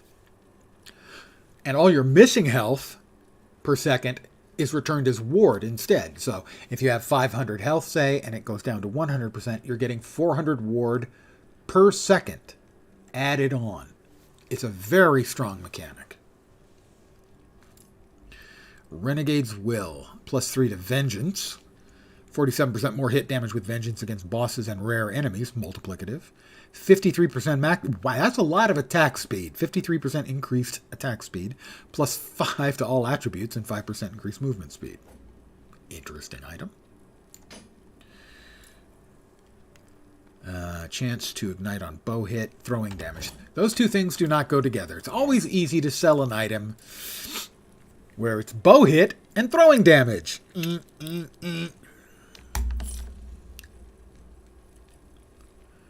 Maelstrom, increased totem damage. Doesn't really go together either. Yep. Yep. Yep. Nope. Nope. Ignite on hit. Cast Fire Aura when hit. Not buying that as a useful one. Shred Armor and health gained on dodge. I could see that being used. And yep. See that being used. Okay, so we got some purple stuff to put away. Oh, we also want to... Take care. Thanks. I'll try to take care. She's very thoughtful. We got Erasing Strike. +3 to Erasing Strike. That's... I'm not using Erasing Strike. Erasing Strike is a Void Knight skill that hits like a goddamn bazooka. And +3 to it. And increased Void damage. That's a lot of increased Void damage. Yeesh. Strength, Void Resistance, and increased health. That is a bomb of an item for a melee build Void Knight. That is monstrous. Tier 3 Strength. Tier 6 Drop Only Erasing Strikes. Tier 3 Void Resistance. Tier 4 Percentage Increased Health. That thing is fucking annihilatingly high. Awesome. Broken. What I would do with that one is if I had was using it and had any of the sealing runes, I would try to seal the tier 3 void resistance. And then I could put on flat health to go with it. And then it would just be stupid. Not just stupid, but head-shakingly stupid.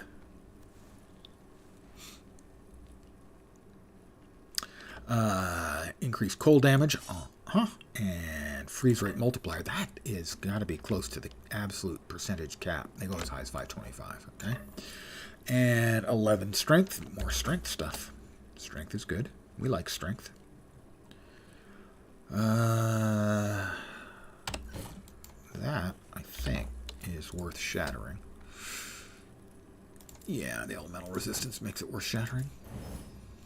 And we got all of them back out. How nice for us. Spell damage, damage over time. Yeah. If we can get the spell damage and the damage over time out in good numbers. Wah, wah. Alright, that we can sell. And that we want to bust up too. We didn't get the rebuke out. Sad. I have a sad. Just throw that out. That is something we do not need. Idols. One big. And some smalls.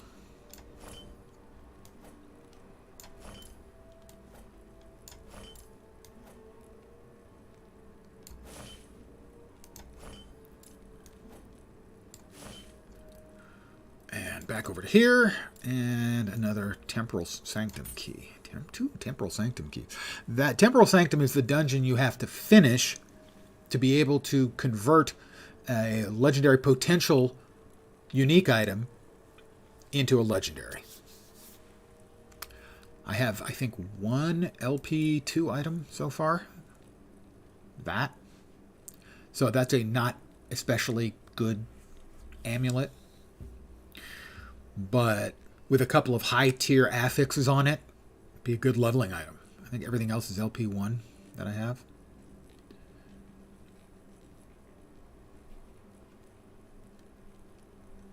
Yeah, everything else I have is LP1.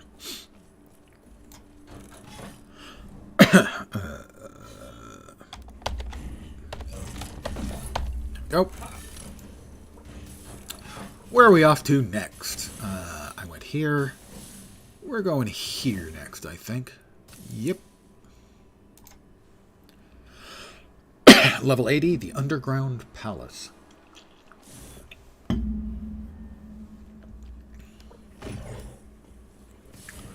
Slay enemies to locate the Vile Gate.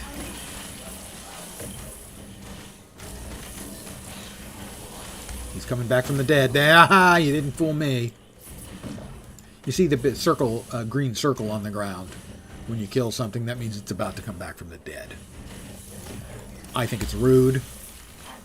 But of course, I guess if I had the opportunity, I would come back from the dead too.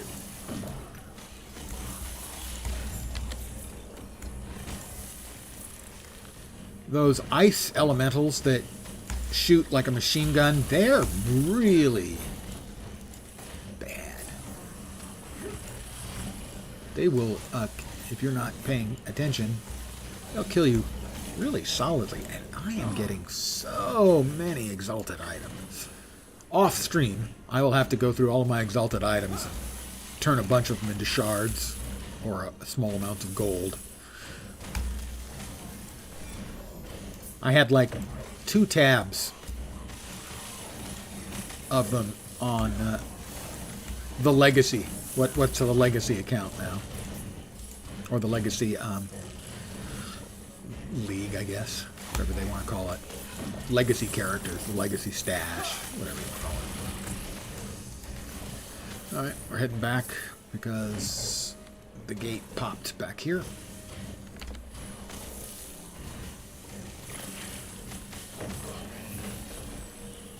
He's got another. I love gold. I have to say that I'm required by state and federal legislation to say I like gold, as if I were gold member. Hellfire Bastion key, Soulfire Bastion key. Every time that I hit a gold shrine. Sorry, it's not my choice. I have no choice. Legal requirement. I promise. Would I make something like that up?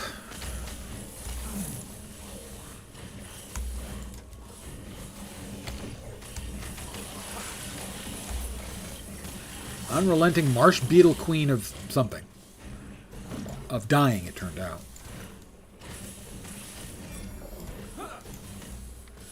We've got another. Be critical hits. Make fast work of this. More gold. I like gold. See? See? No choice. Not even thinking about it. Just happens. Alright, let's open the gate. Open the door. Get on the floor. Everybody kill the dinosaur.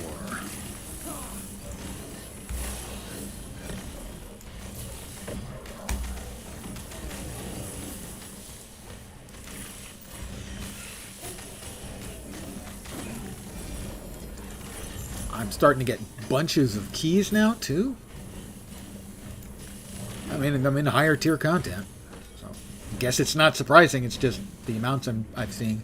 Well, especially if you combine it with the fact that I'm getting extra stuff from the Circle of Fortune.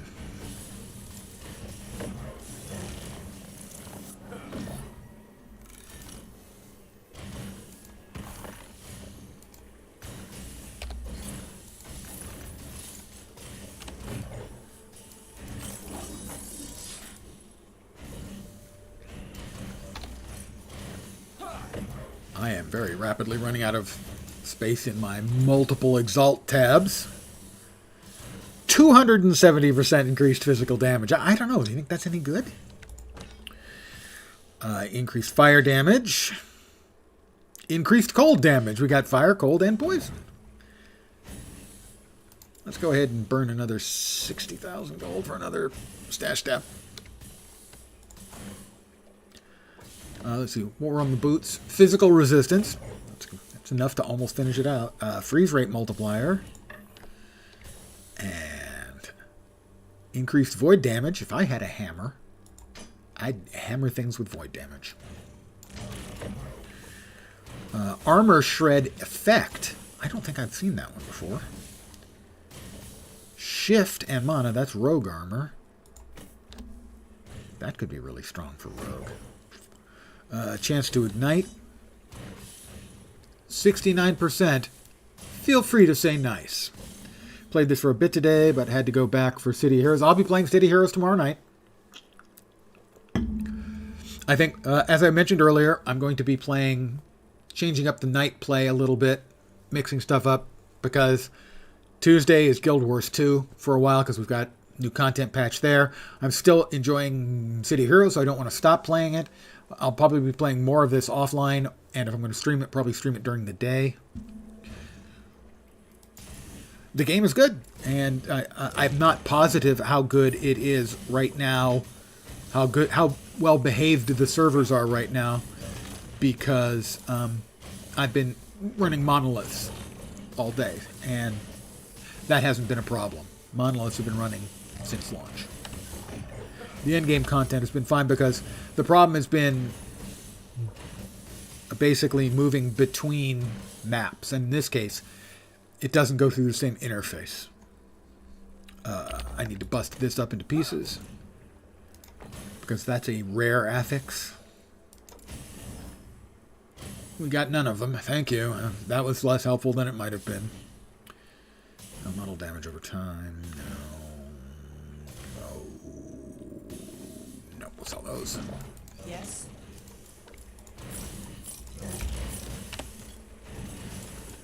And head back out into the map. Let's see, where would we like to go next? Well, in this case, I'm going to continue to sort of head in this direction because I want to get one of the vision monoliths. Because I believe that's where I can get the mobs to show up that I need to kill to fill out a prophecy. Because I'm trying to make sure I understand how prophecies work. I need to slay enemies to locate Spymaster Zarek.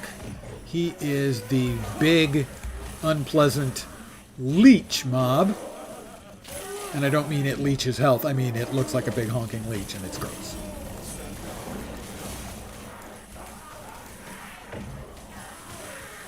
Two more exalts. We're buzzing through the exalts like nobody's damned business. I tell you, that fourth tier of the Circle of Fortune is frickin' huge. And there's another one. What is it? A 50% chance, larger chance that it drops as exalted.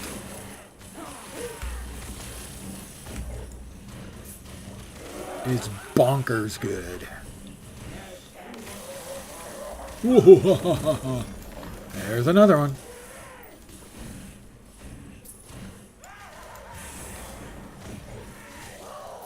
Oh, we've got another mage who needs freeing. First of all, freeing from prison, and then freeing from existence. There's the ambush. That'll be the end of the... Oh, that's right. Some ambushes ambush with extra friends, and you have to kill them all. Pick up all of these, and we'll free... You're free from prison! And... You're free from life. Ah, nice green amulet. Delicious. It's not ripe yet, though. Don't go eating it. Open the portal. Back to here. More amulets. Any of them any good? At least one of them's worth looking at. Couple more shards.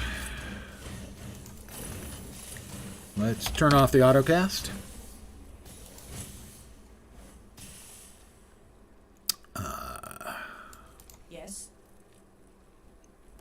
56 is a ludicrously large number. Yep, 5. Nice.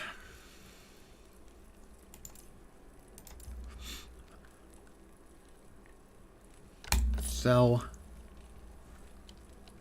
Sell. And everything else here is purple, except for the one green item. The green, that means I now have 2 of the 3 items for that one set.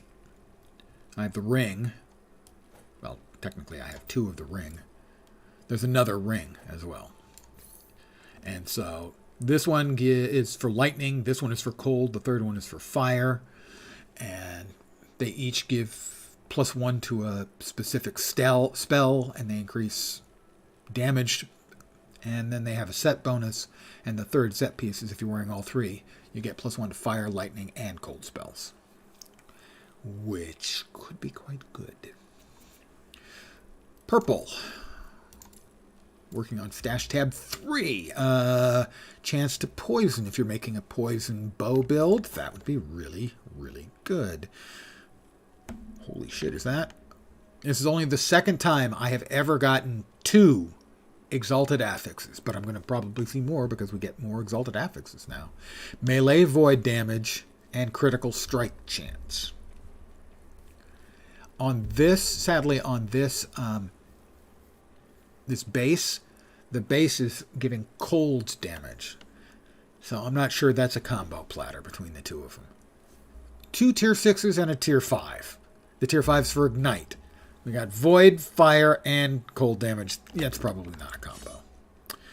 143% increased lightning damage on this one, and it's got a cold damage affix. Increased fire damage, stun avoidance on that. We've got increased mana regeneration on that. Oh, this is the first time I have seen one of these. It has an experimental affix, which is the sort of bluish one, the second one down, and an exalted affix at the bottom. Armor and reduced bonus damage taken from critical strikes. That's pretty solid. And here, Abyssal Decay duration. I don't remember what Abyssal Decay is off the top of my head.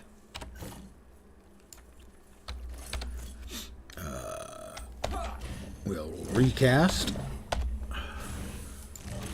our autocasts, and we will continue pushing out in this direction in an attempt to find a vision. Not sure what they're actually called. Vision monolith thing. Slay enemies to locate the skittering gate. And as I mentioned earlier, I don't think there is anything good that skitters. I could be wrong. I'm willing to entertain the possibility I could be wrong, but generally speaking, not a fan of skittery things. I'm a fan of the chest. What is the chest going to drop? Is it going to drop another raft full of the items from the Reputation? It did. It just dropped a metric shit ton of Celestial items. These are all items that would be purchasable blindly, gambling-wise, from the Circle of Fortune vendor. I'm currently using one of the mercantile items. These are all from the other choice. You get to choose between the two. There's the Circle of Fortune and the Mercantile Guild. Mercantile Guild is for trading between players. Circle of Fortune is for giving you just all kinds of bonuses to your loot.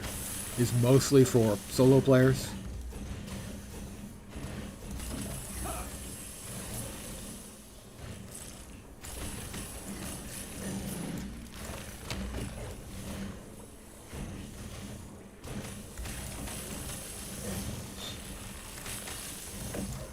Damage reflection. This is when your damage wants to consider its life choices. It does some damage reflection. Alright. Pop it open. What do we got? Oh, all kinds of things want to come and say hi. That is a huge-ass lag spike. Don't know what caused that. Don't like it.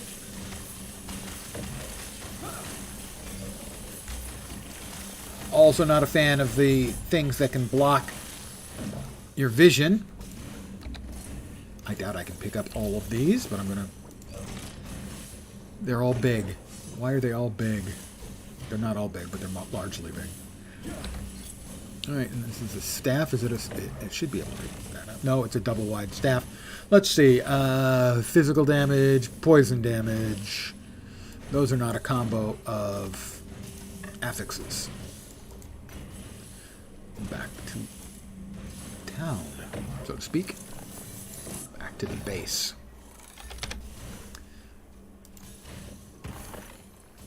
More shards, always welcome.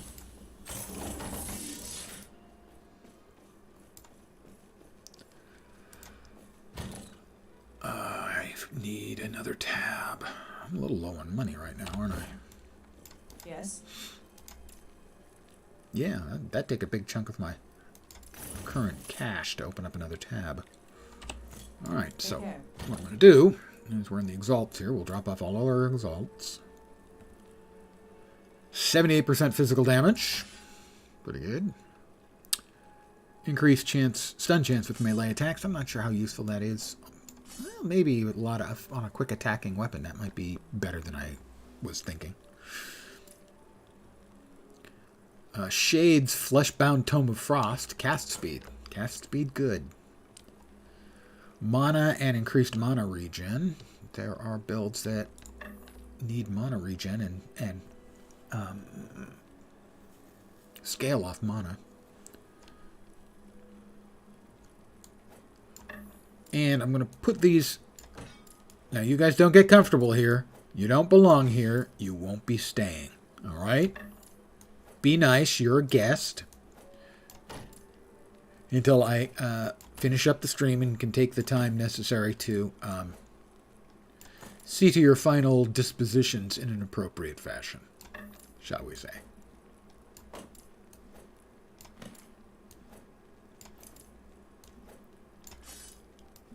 Because I am such a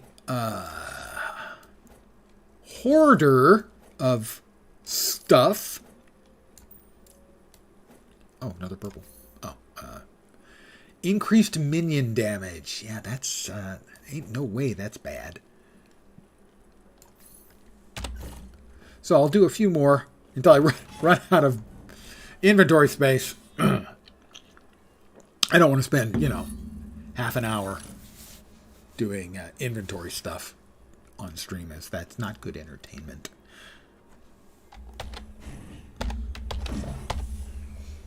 I've done enough of that already.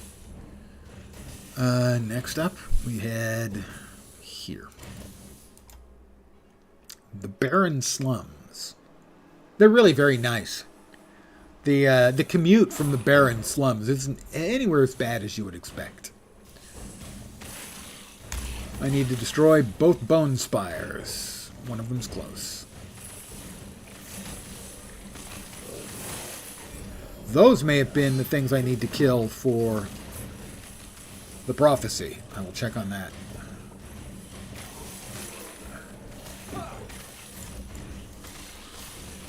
If we kill a bunch more and we suddenly see 4 exalted items drop, then those are the ones. I don't think those are the ones. That's 1, not 4.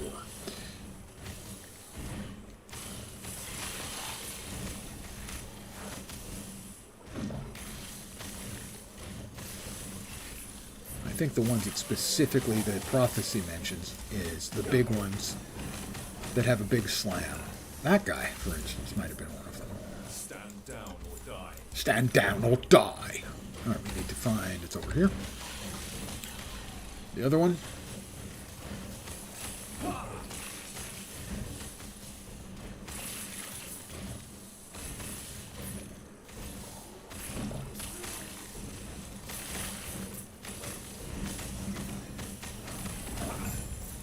We've conquered the Echo. Prophecy. We have not killed the Void Horrors. We're now going to bump off this mage. Oh, I mean, welcome him back. Welcome on your freedom from imprisonment. Oh, wait, never mind.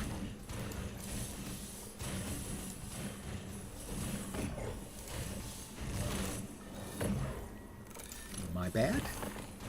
More runes. Golden junk.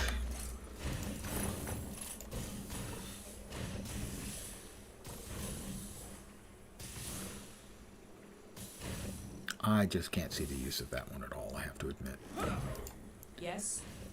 I am in complete agreement with Nod Nox. It pains me to admit that I'm in complete agreement with Nod Nox on that one. Would I rather have a key or a bunch of chest plates? Not a big fan of the arenas, so we'll go with... Nope, it's an arena anyway. Yeah, it's an arena. All right. I didn't check. I was careless. I didn't check. 17 waves of enemies. Well, I get critical strikes now for a minute, which means everything's going to die even quicker than it was previously dying. And it was dying pretty fast previously.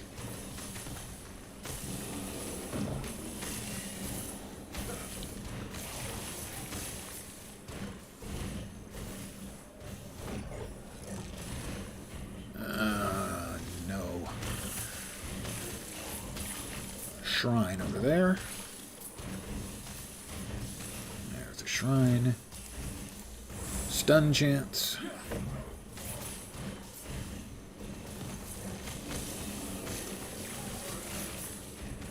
We're at 6 out of 18 waves. This is going to take a while.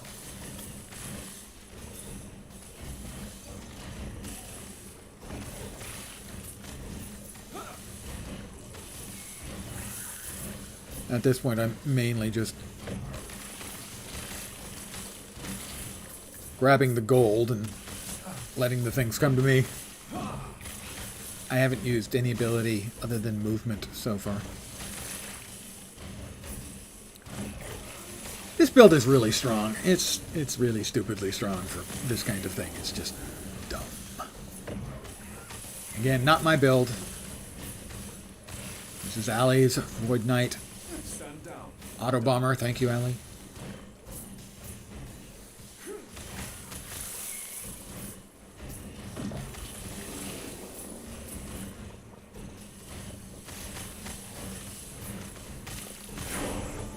Level 75.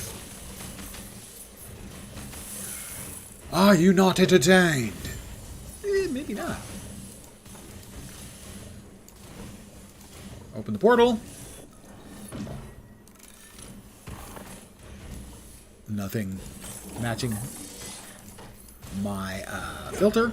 I have a pretty strict filter up, so I'm not seeing most of the stuff. We're here. No, we're going to get a key anyway, so yeah, we'll get the key.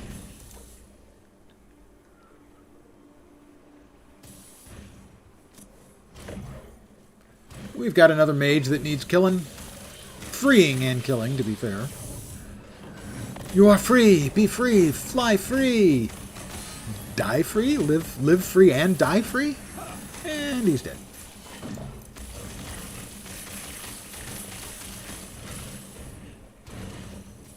I'm on board a ship. I'm on a boat. I like go. See? I have no choice. Federally mandated. It's a weird boat in that it's spread out as if it was, I don't know, a map. Maybe it's not actually a boat. Maybe it's meant to be piers. I can see maybe it's just the world's worst collection of piers. Docks and stuff. Okay, we got another one down there. We'll be heading in that direction. Oh, we've got beer, ladies and gentlemen. We have beer. You can see it right there. Beer. You're wondering, what is beer? It's a very rare drop in the game. And I just picked it up. It's a potion that drops with a different name. That's it. Literally, that's all beer is in the game. But it's a rare drop.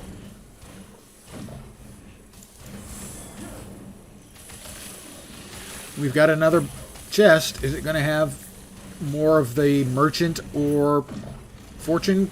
It is a Lost Wizard's cast.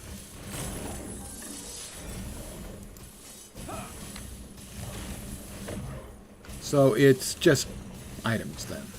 Okay.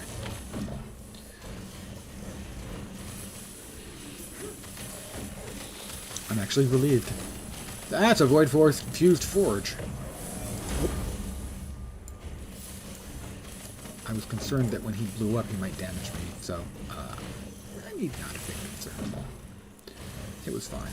It's fine. Back to home base. And we leveled. Another point in Dread. That's another 8% increased void damage and another 1% to my movement speed.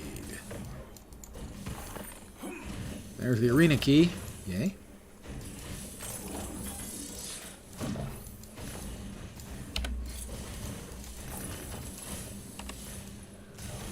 Where to next? Oh, finally we have a echo information, I guess is what it's called. That's what I've been trying to get to. It's one of those. Because I think that's where the mob I need to kill for to get the prophecy to go into effect. That's where they drop. That's where they appear. It's a Guardian's cache. So it's items and idols.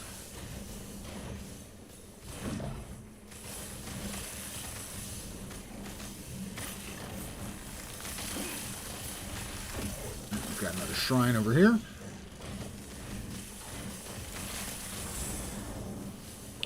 And another shrine over here.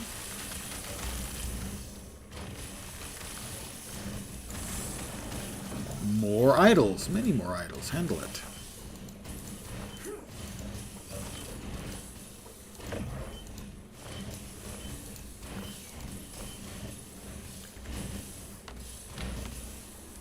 And even more idols that the filter was removing, but I'm not. Slay enemies to locate the Vile Gate. Oh, Vile Gate. That seems pretty judgmental.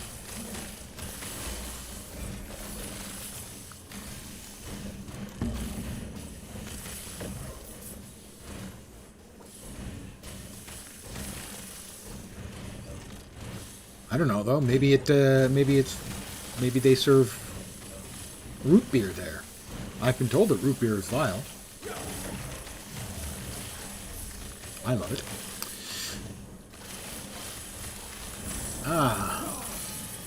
Got a bad monster here. Avoid centipede. I'd avoided that centipede.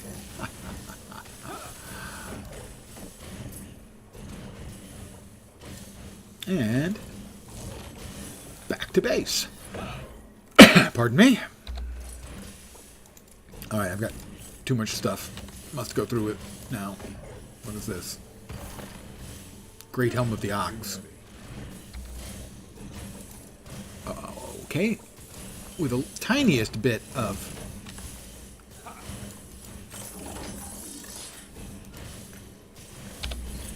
Tetris. Let's turn off the auto casting before it drives takes away that tiny last little shred of sanity we have. Bleed on hit and shred armor. That could be useful. A lot of people are saying it's better than Diablo. I would agree. I would say it's better than Diablo 4 is now. Now, Diablo 4, I think, is graphically better. It's more polished. But this one's just plain more fun and has more interesting and deep game systems. As of now. We'll see where they are in a year or 2 years. That could certainly change. But for right now, I would agree it's better than D4. But then D4's had a lot of issues. You may have noticed aspect of the links, time rot and health. Time rot and health.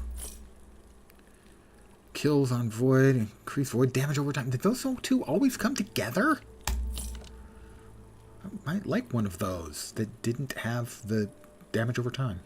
Smite when you hit with throwing attacks. I can't see myself going with a Hammerden. No. Aspect of the shark duration. Aspect of the shark. Well, that just sounds fun. Let's see. She wants me to take care. I think she digs me. She doesn't want to say anything, but she's kind of crushing on me, you know. Let's throw all the purples in here. For now. I need to go through all my purples. That goes in with the idols, the big ones. Played D3 a little bit, never bought 4.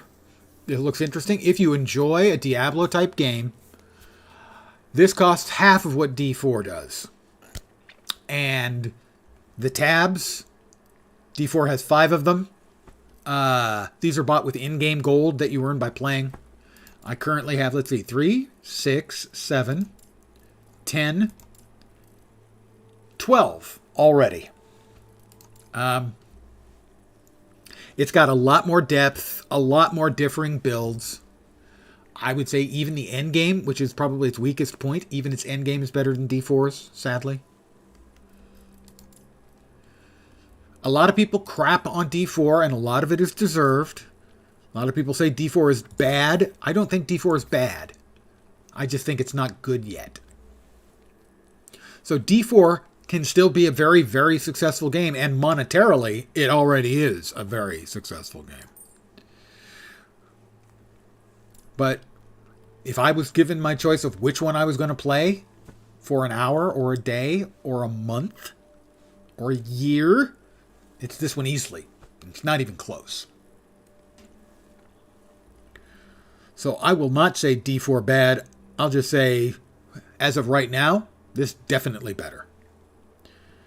Monogate on poster. I'm just not convinced that that's good. It's just a lot of times these big companies put out a product that's just good enough. They haven't or don't wow people anymore, what you expect a AAA game to be. Exactly. I mean, for things like game systems and game depth, this thing just absolutely crushes it. And the real problem, I think, with Diablo 4 is that right now, almost all of their devs are looking at the success of this game and they don't understand why. Why are people shitting on us? This thing, they're having terrible server problems. Yeah, but the game itself has got more depth and is more solid. It doesn't look as good. It doesn't play quite as smoothly. But the quality of the game itself is there. Now, I would say that if you're going to compare it to D3, I would say this is better than D3, but not by much. And that it would be very likely a person could easily like D3 much better than this. D3's got a lot of polish. A lot of people enjoy the set focus.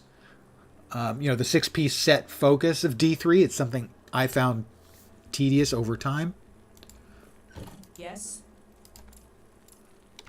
But I think if someone believes that or feels that way, that's a completely defensible point of view. Devs definitely get a lot of backlash when a lot of times probably isn't their fault, but the publisher, I do feel for them. I agree completely. A lot of times the publisher is pushing things or making calls that are very, very narrowly focused. As a good example, I saw today from a different industry.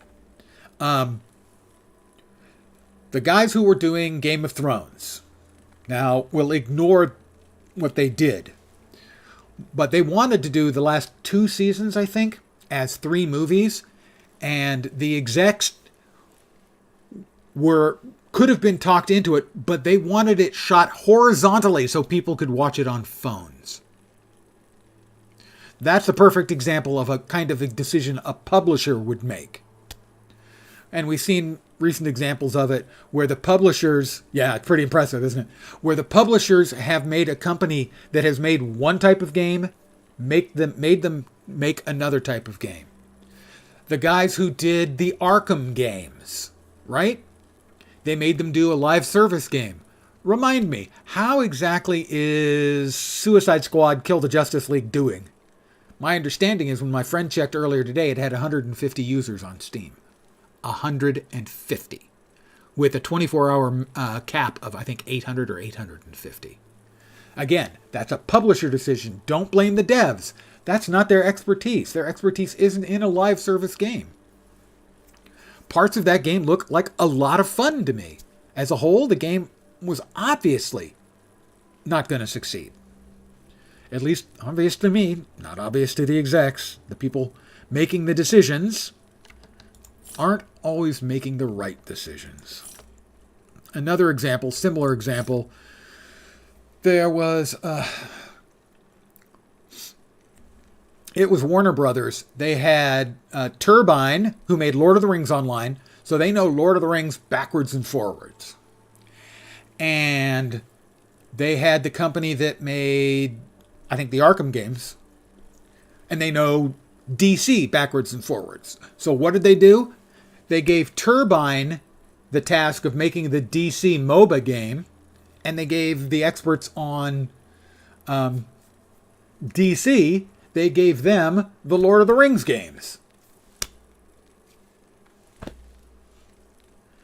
Now, sometimes they'll make a weird decision that turns out to be 100% right. Sometimes. But I agree with you. Don't blame the devs for a lot of the high-end decision-making, because it's most of the time That ain't their call.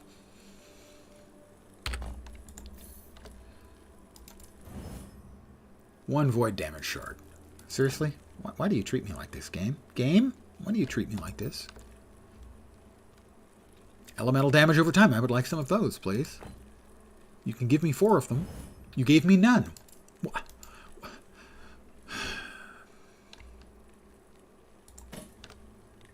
I would like all 5 tiers of shield throw. I got 1. The game's just throwing things in my face. Yes. Of course I deserve it. What? Oh, 41% poison resistance. I thought it was one of the small idols, and I was very, very confused for a second. Not that that's especially news either. Okay, and these get put away in the idols. Throw me the whip. Throw me the idol. It's no time. Throw me the whip. Adios, senor. Small idols. Or smidles.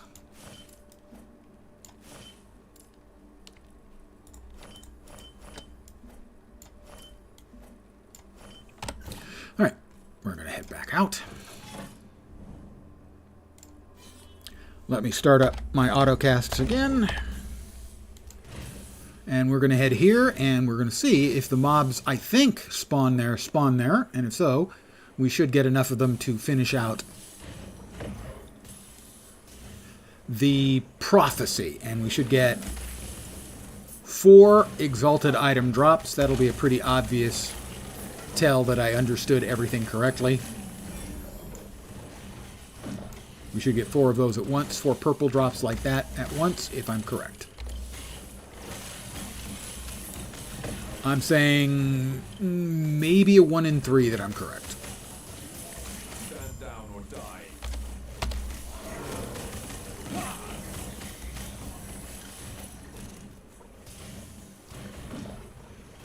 Especially with companies like EA and Activision. Yeah, they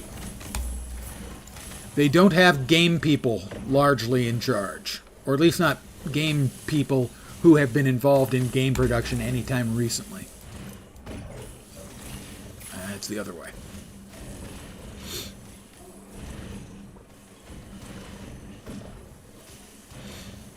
Now these devs, for example, can be commended. This game got started as a Reddit post. Literally.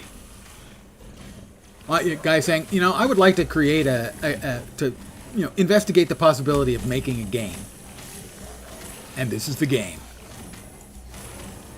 Got started with a few people on Reddit getting together and eventually growing over time, getting a Kickstarter, and they have made a good addition to the genre. Now, PoE 2 is going to go have its first beta later in the year, and that should spice things up. PoE is obviously the heavyweight in the genre now. But right now, I mean, there are a number of good games, good ARPGs around available. And I put this in the group of good ones. Along with Grim Dawn, PoE obviously. Torchlight Infinite is a perfectly competent ARPG. It's not as deep as this. I don't think it has the legs that this one has, but it's perfectly fine. And I see myself playing it quite frequently on new seasons going forward. I really enjoy the Warhammer 40k Inquisitor Martyr ARPG. If you are an ARPG player and also a fan of Warhammer 40k, it's a really good combo if you happen to be both of those things. If you're one of those things, it's worth looking at. And I can understand people who still want to play D3 or D2. Alright, we're going to start this up in a sec. And what we're looking for is they'll be spawning mobs every once in a while. These really big void monsters that have a fist attack. And those are the ones I think I need to kill 6 of. So let's see. This is one of them. So that would be 1 dead. That would be 2 dead.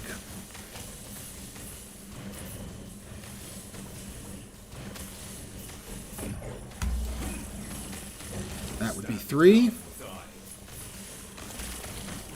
That would be 4.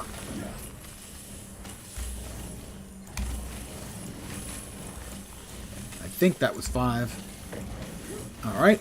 It appears that I was not correct, that those were the ones I needed to kill. I will have to do some investigation later. But at least now I know. They're void horrors. Those are the ones I needed. Huh. Maybe there's something I have to do to cash it in? Thought it was void horrors.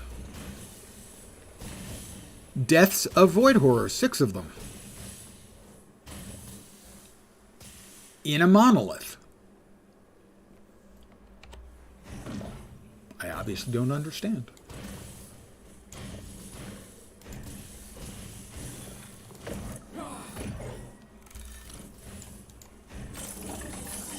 I mean, maybe I have to go back and, like, cash it in. Maybe.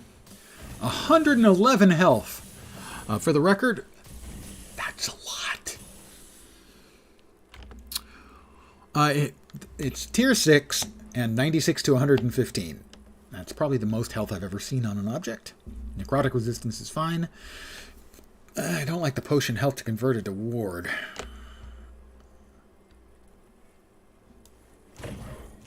Yes. I guess maybe for those builds that are ward. Okay. Okay. Yeah.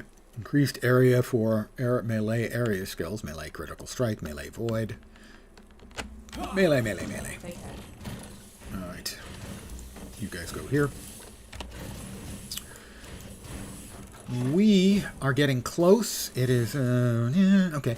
I'm going to run the 2 storylines. I'm going to try to get us to the boss, and then I'll be calling it an evening.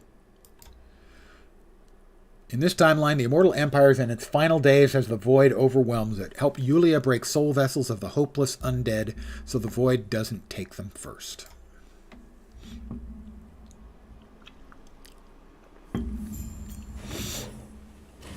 Well, you've been here for a while. I've been at it for a while. I've been at it 2 hours and 40 minutes. That's a long stream for me. And there's going to be another 15 or 20 minutes, I think, because I may have to do a couple more echoes as well to get enough stability to do the boss. And the boss may kill me for half an hour. So far, I only died once to one of the bosses. And this was a dead end. I'm an ARPGer. We hate dead ends. Raye killed me. He one-shotted me on his very first attack. But that was the only time that attack killed me. It hit me a bunch and hit hard. So I assume that on that very first time he crit me and one-shotted me.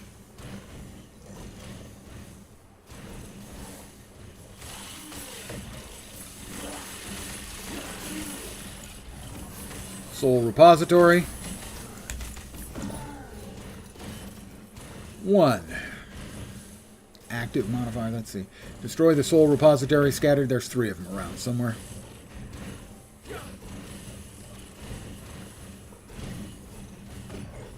Yes. Well, if you want a one more game, or one more turn game, the best/worst of those I've ever experienced was Civilization.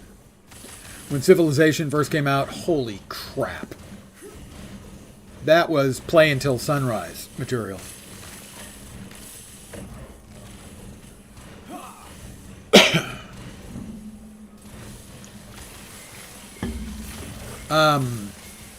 Civ 5 was terrible.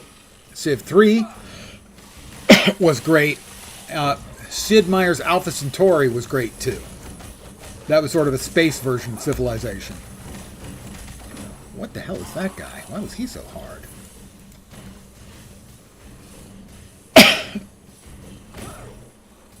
The current version, 6, Civ 6, is very good. If you've never played a Civ game, they are enormous time sinks.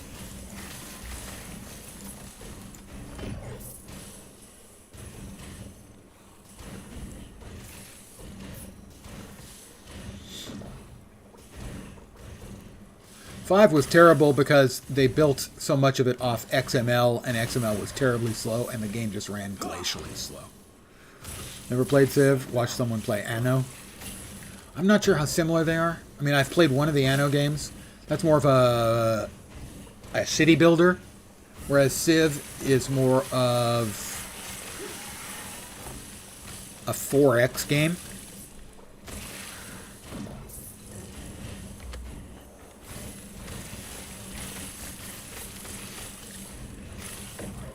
The Anno games are good too, though. The one I played. 1800, I think.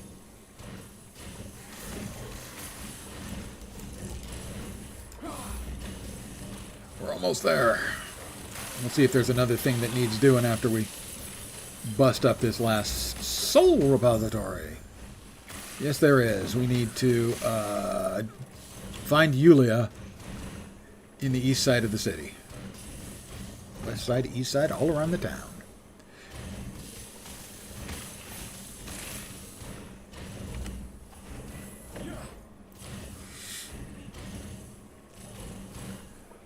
Oh, Yulia, oh, have you seen Yulia? Hi, Yulia. What's next? There's one soul left. What are you talking about? Traveler, I'm tired. I felt the corruption building inside since the void arrived. I've done all I can do. You can't. When it consumes me, end my existence as quickly as you can. Sure. Goodbye, my friend. Yulia's husk. Ooh, she hits pretty hard. Does our Yulia.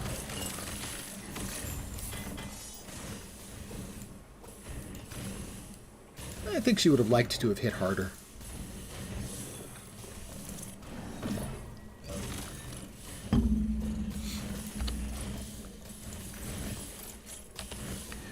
All right. Oh. Don't want to miss out on 314 gold. It's as good as cash. Path of Despair. And it looks like I'm probably going to have to do 2 or 3 more maps. Probably to get enough stability to open up the boss fight. And then we'll finish off the evening with a boss fight. And now, having boasted how the only one of the bosses has beaten me so far, including Lagon.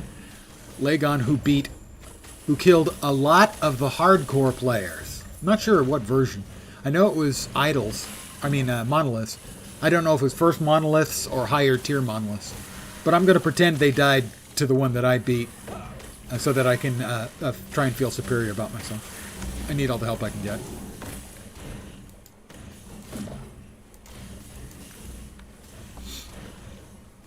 I don't know which the last one is.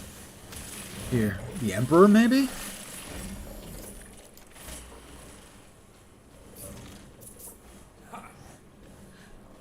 Search for the rest of the caravan. I found the rest of the caravan. Presumably there's something I need to do here. Oh. That wasn't all of it? Oh, do I have to click on something? Is there something I'm supposed to click here? It's still blinking.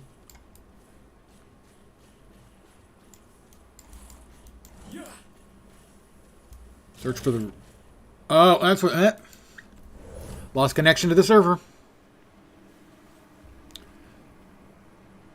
Things fall apart. The center cannot hold.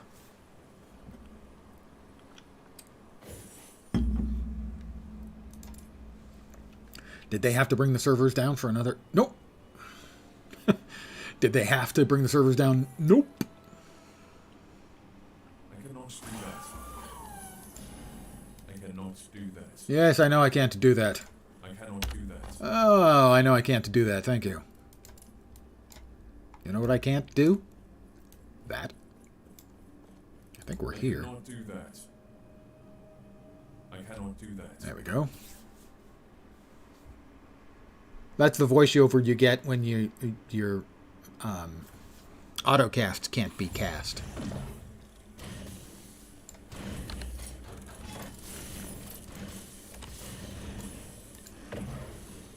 Well, look. Path of Despair. This time, definitely. Ooh. Stand up and stretch a little. All right. We're back here again. Hey, this place looks familiar. I have a weird feeling of deja vu, like I'd just been here.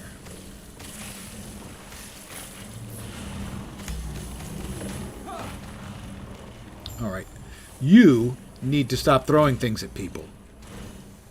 It's rude.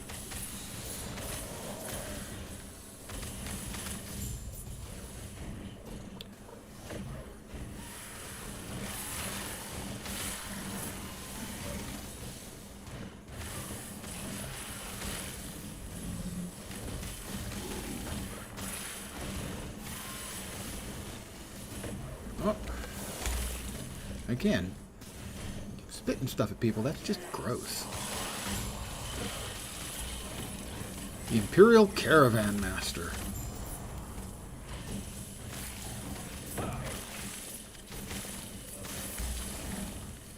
Stand down or die. Stand down or die. Echo conquered.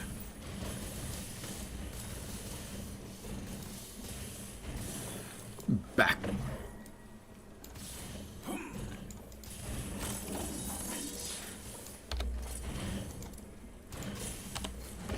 Alright, so we're here. We have 249 stability. We need 320. Just push it out to there, and we'll be good to go. Anything else of particular note? We've got another set item available here. We will head in that direction. Anything else? Nope. Wands. We need to just do enough to get enough stability. Theoretically, we can get stability almost there if we kill everything, but we won't. It's faster to get your stability by completing than clearing.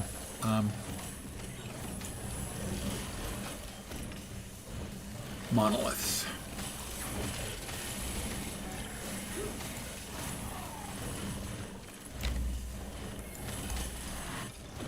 We need to slay enemies to lure out the ambush. Basically kill things until the bad guy comes to hurt you. And then make him suffer. The torments of the damned. If not that, the torments of the darned at least.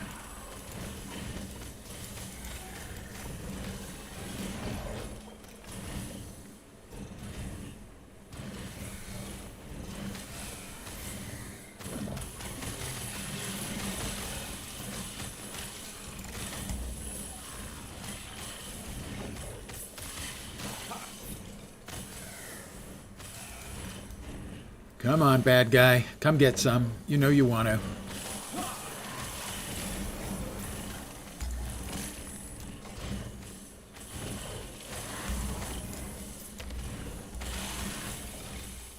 Really?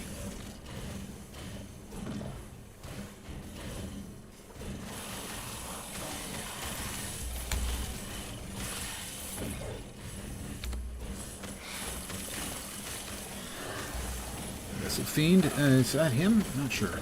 Was that him? It was. Ambush will usually be a dude and a couple of lesser dudes.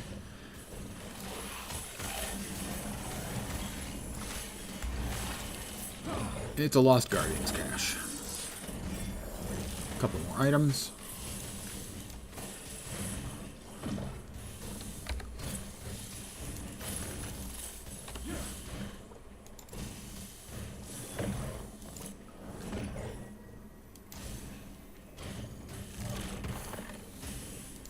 Items.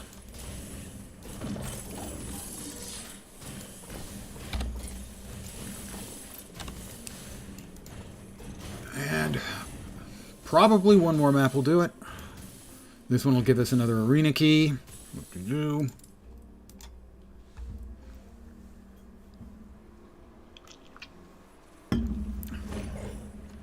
Destroy both bone spires. Affix shards. Always welcome. God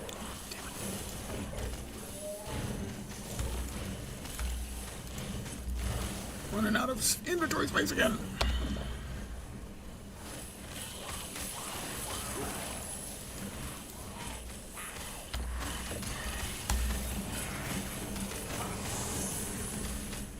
Those things had a fair number of hit points. They took a while to die. How rude of them.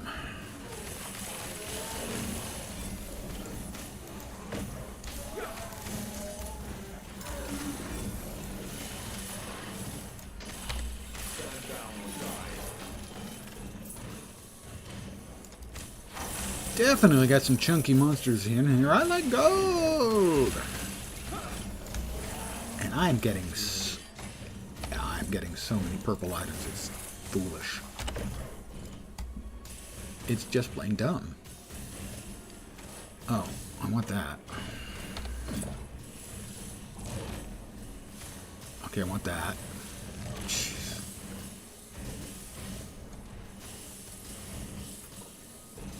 Want that. Yay. I can get rid of that. Yep, get rid of that. Get rid of that.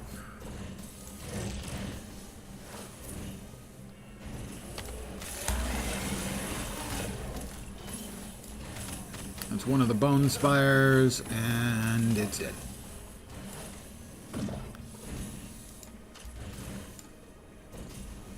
No, and no. Put those away. One more item, or one more thing to kill.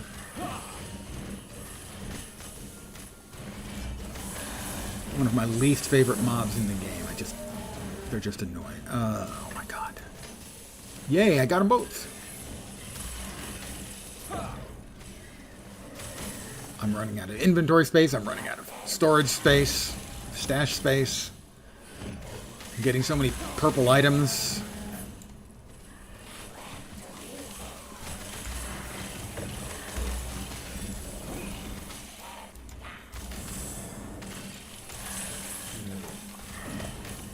Would you jerks just freaking die? I can do without that one. Really, this has been one of the most hit point spongy of echoes I have ever seen. Holy crap. Really, this is like just a batch of really hit point spongy mobs. I don't need those.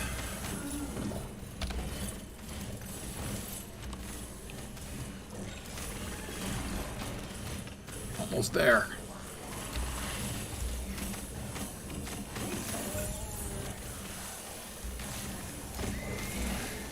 Alright, now you're just pissing me off.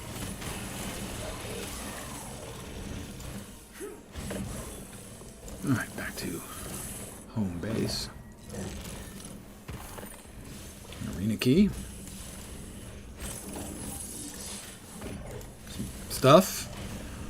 It's going to take me a sec, even if I'm ready, because I've got, I think all of my skills just leveled up to 20, I think, which is the default cap. We can get to the boss, but since we've got an inventory full of stuff,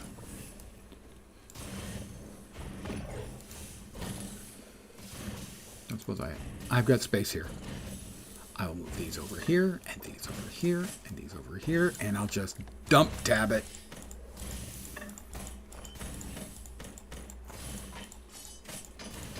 Because I'm out of space. Me. That's certainly true that there's always an inventory full of stuff slowing me down. Because I'm one of those guys who never gets rid of anything. I'm going to turn off my auto casting. And you give me a second here. I need to check the builds. Look at those. All will be at 20, except this one will be at 21. It's glorious. All right, 21 points in Smite. I don't think the build guide actually has anything for that. But we'll check. Come on. Come on. Thank you.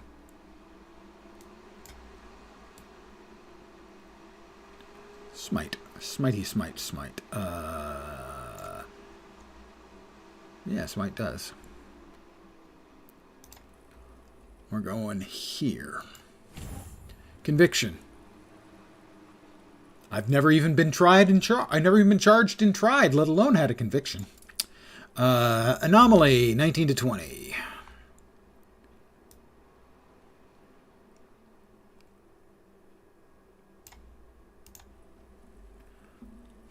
That doesn't make sense. I missed a point somewhere.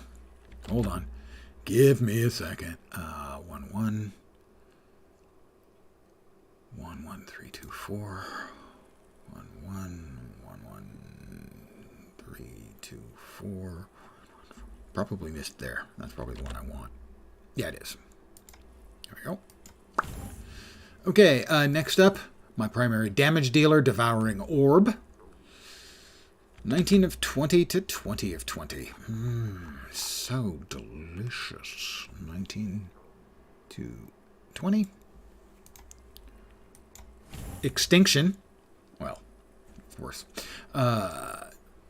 19 to 20 on Healing Hands.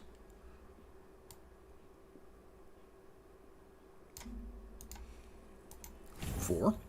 And 19 of 20 in Sigils of Hope.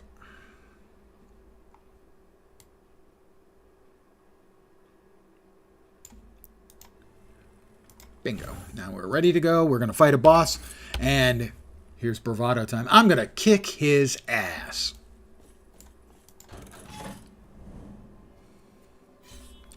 This may make a good clip.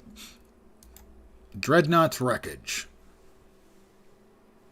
This timeline, Voidfield Hearten. Yeah, it's going to be. I'm thinking it had to be Hearten, because after all, Hearten. Here's a who. All right.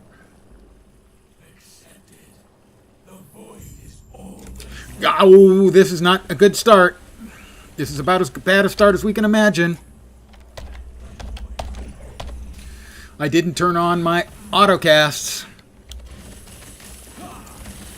I told you it'd probably make it. Oh, am I going to have... Has he got multiple hymns? He's got big, enormous freaking heads squirting crap at me.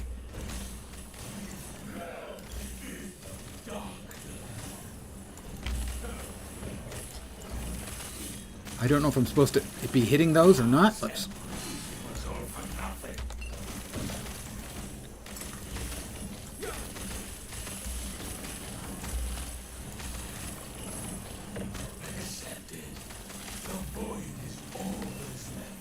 You're telling me, dude, I'm a Void Knight. I know all about the Void. You barely even know the Void. You think she's dating you? Oops, that was bad.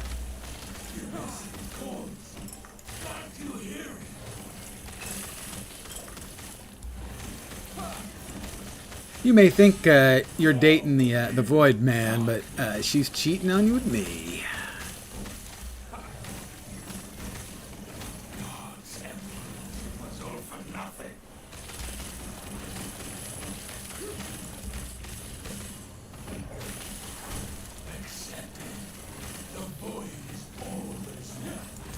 Well,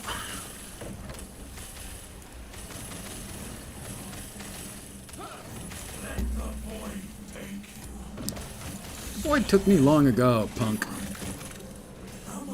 I did kick his ass. What do you know?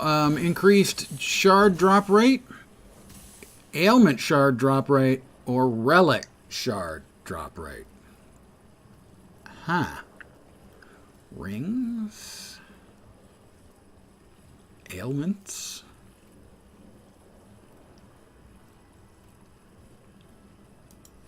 No, let's go with, let's go with ailments.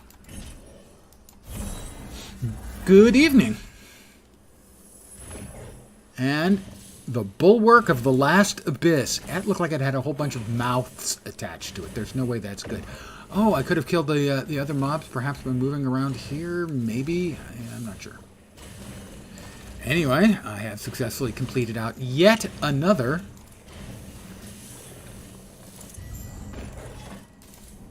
Echo. I'll do one of... No, I'm going to do the last one here. So this is, let's see, shield, unique, iron glass shield, Block chance, increased armor every 3 seconds. If you're on high health, you lose 25% of your current health and gain Apocalypse buff for 3 seconds. Who doesn't want an Apocalypse buff? 70% increased void damage during Apocalypse. 70% melee critical strike multiplier during Apocalypse. Well, not good for this build, but I could certainly see that. And it's a creepy looking shield. But we, in this timeline...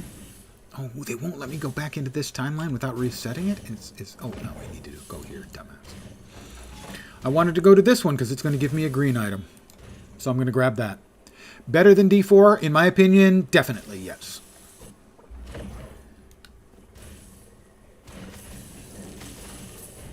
And I think if you were to check on the D4 streamers who make their money on D4, so Rax or Darth Microtransaction, Ding76, I think you'd hear the same thing from them.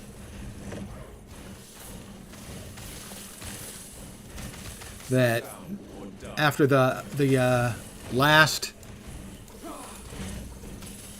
season from D4 was such a catastrophic disappointment.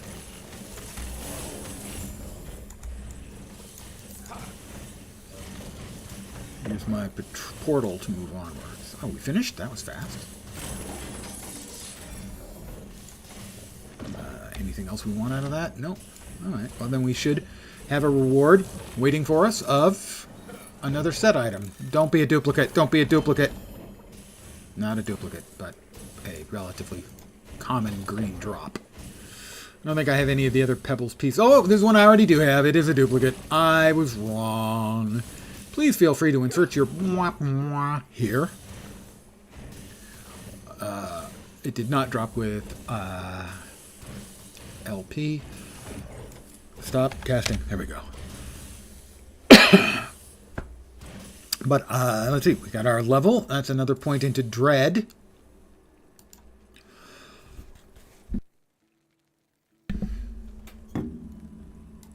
(13 out of 15). So I'm glad you came by, but I'm calling it here. Sorry, Chuckles. Yeah, I've been at it for 3 hours, so I'm gonna call it for the evening here.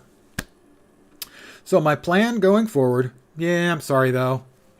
My plan going forward is the following. I'm not going to be playing just Last Epoch. I'm going to keep playing though. Make no mistake. Pretty soon I'm getting the yen for another build because you know me. Why reach the end of one game when you can restart with a lower level character? But I'll continue playing it during the day, and I may stream during the day Last Epoch. Evenings, I may play some Last Epoch, but I'm going to be playing other stuff. Tomorrow night and probably Sunday night, I'll be playing City Heroes. Tomorrow night for sure. Tuesday, for a while, I'm going to be playing Guild Wars 2 because new expansion content is coming out. The second expansion drop for Secrets of the Obscure comes out. There are just a lot of games right now that I want to play. This one's going to be getting most of my time, but probably not most of my streaming time. So, possible streams during the day, occasional evening streams. Evening streams will be back with the stuff I've been playing more of late. I forgot to open this chest. Hold on. I'm wealthy beyond compare. Thank you. I'm going to try to have a good night. I've been having a pretty good one so far, and much of that is because of you guys. I want to thank you for hanging out. I really, really genuinely appreciate it. As I said, should be back tomorrow. My usual time, 5 p.m. Pacific, 8 p.m. Eastern. Middle of the night in Europe for more City of Heroes, and possibly a daytime stream of Last Epoch. I will put it on my Discord. And I think that's going to sum everything up. So, I hope you had some fun this evening. I definitely did. I will be back tomorrow. Hopefully you'll see me soon. I hope the rest of your Friday night goes great. And I require your weekend to kick ass. I will accept no excuses. I'll be back next time. Have a great night tonight. Take care and ciao for now.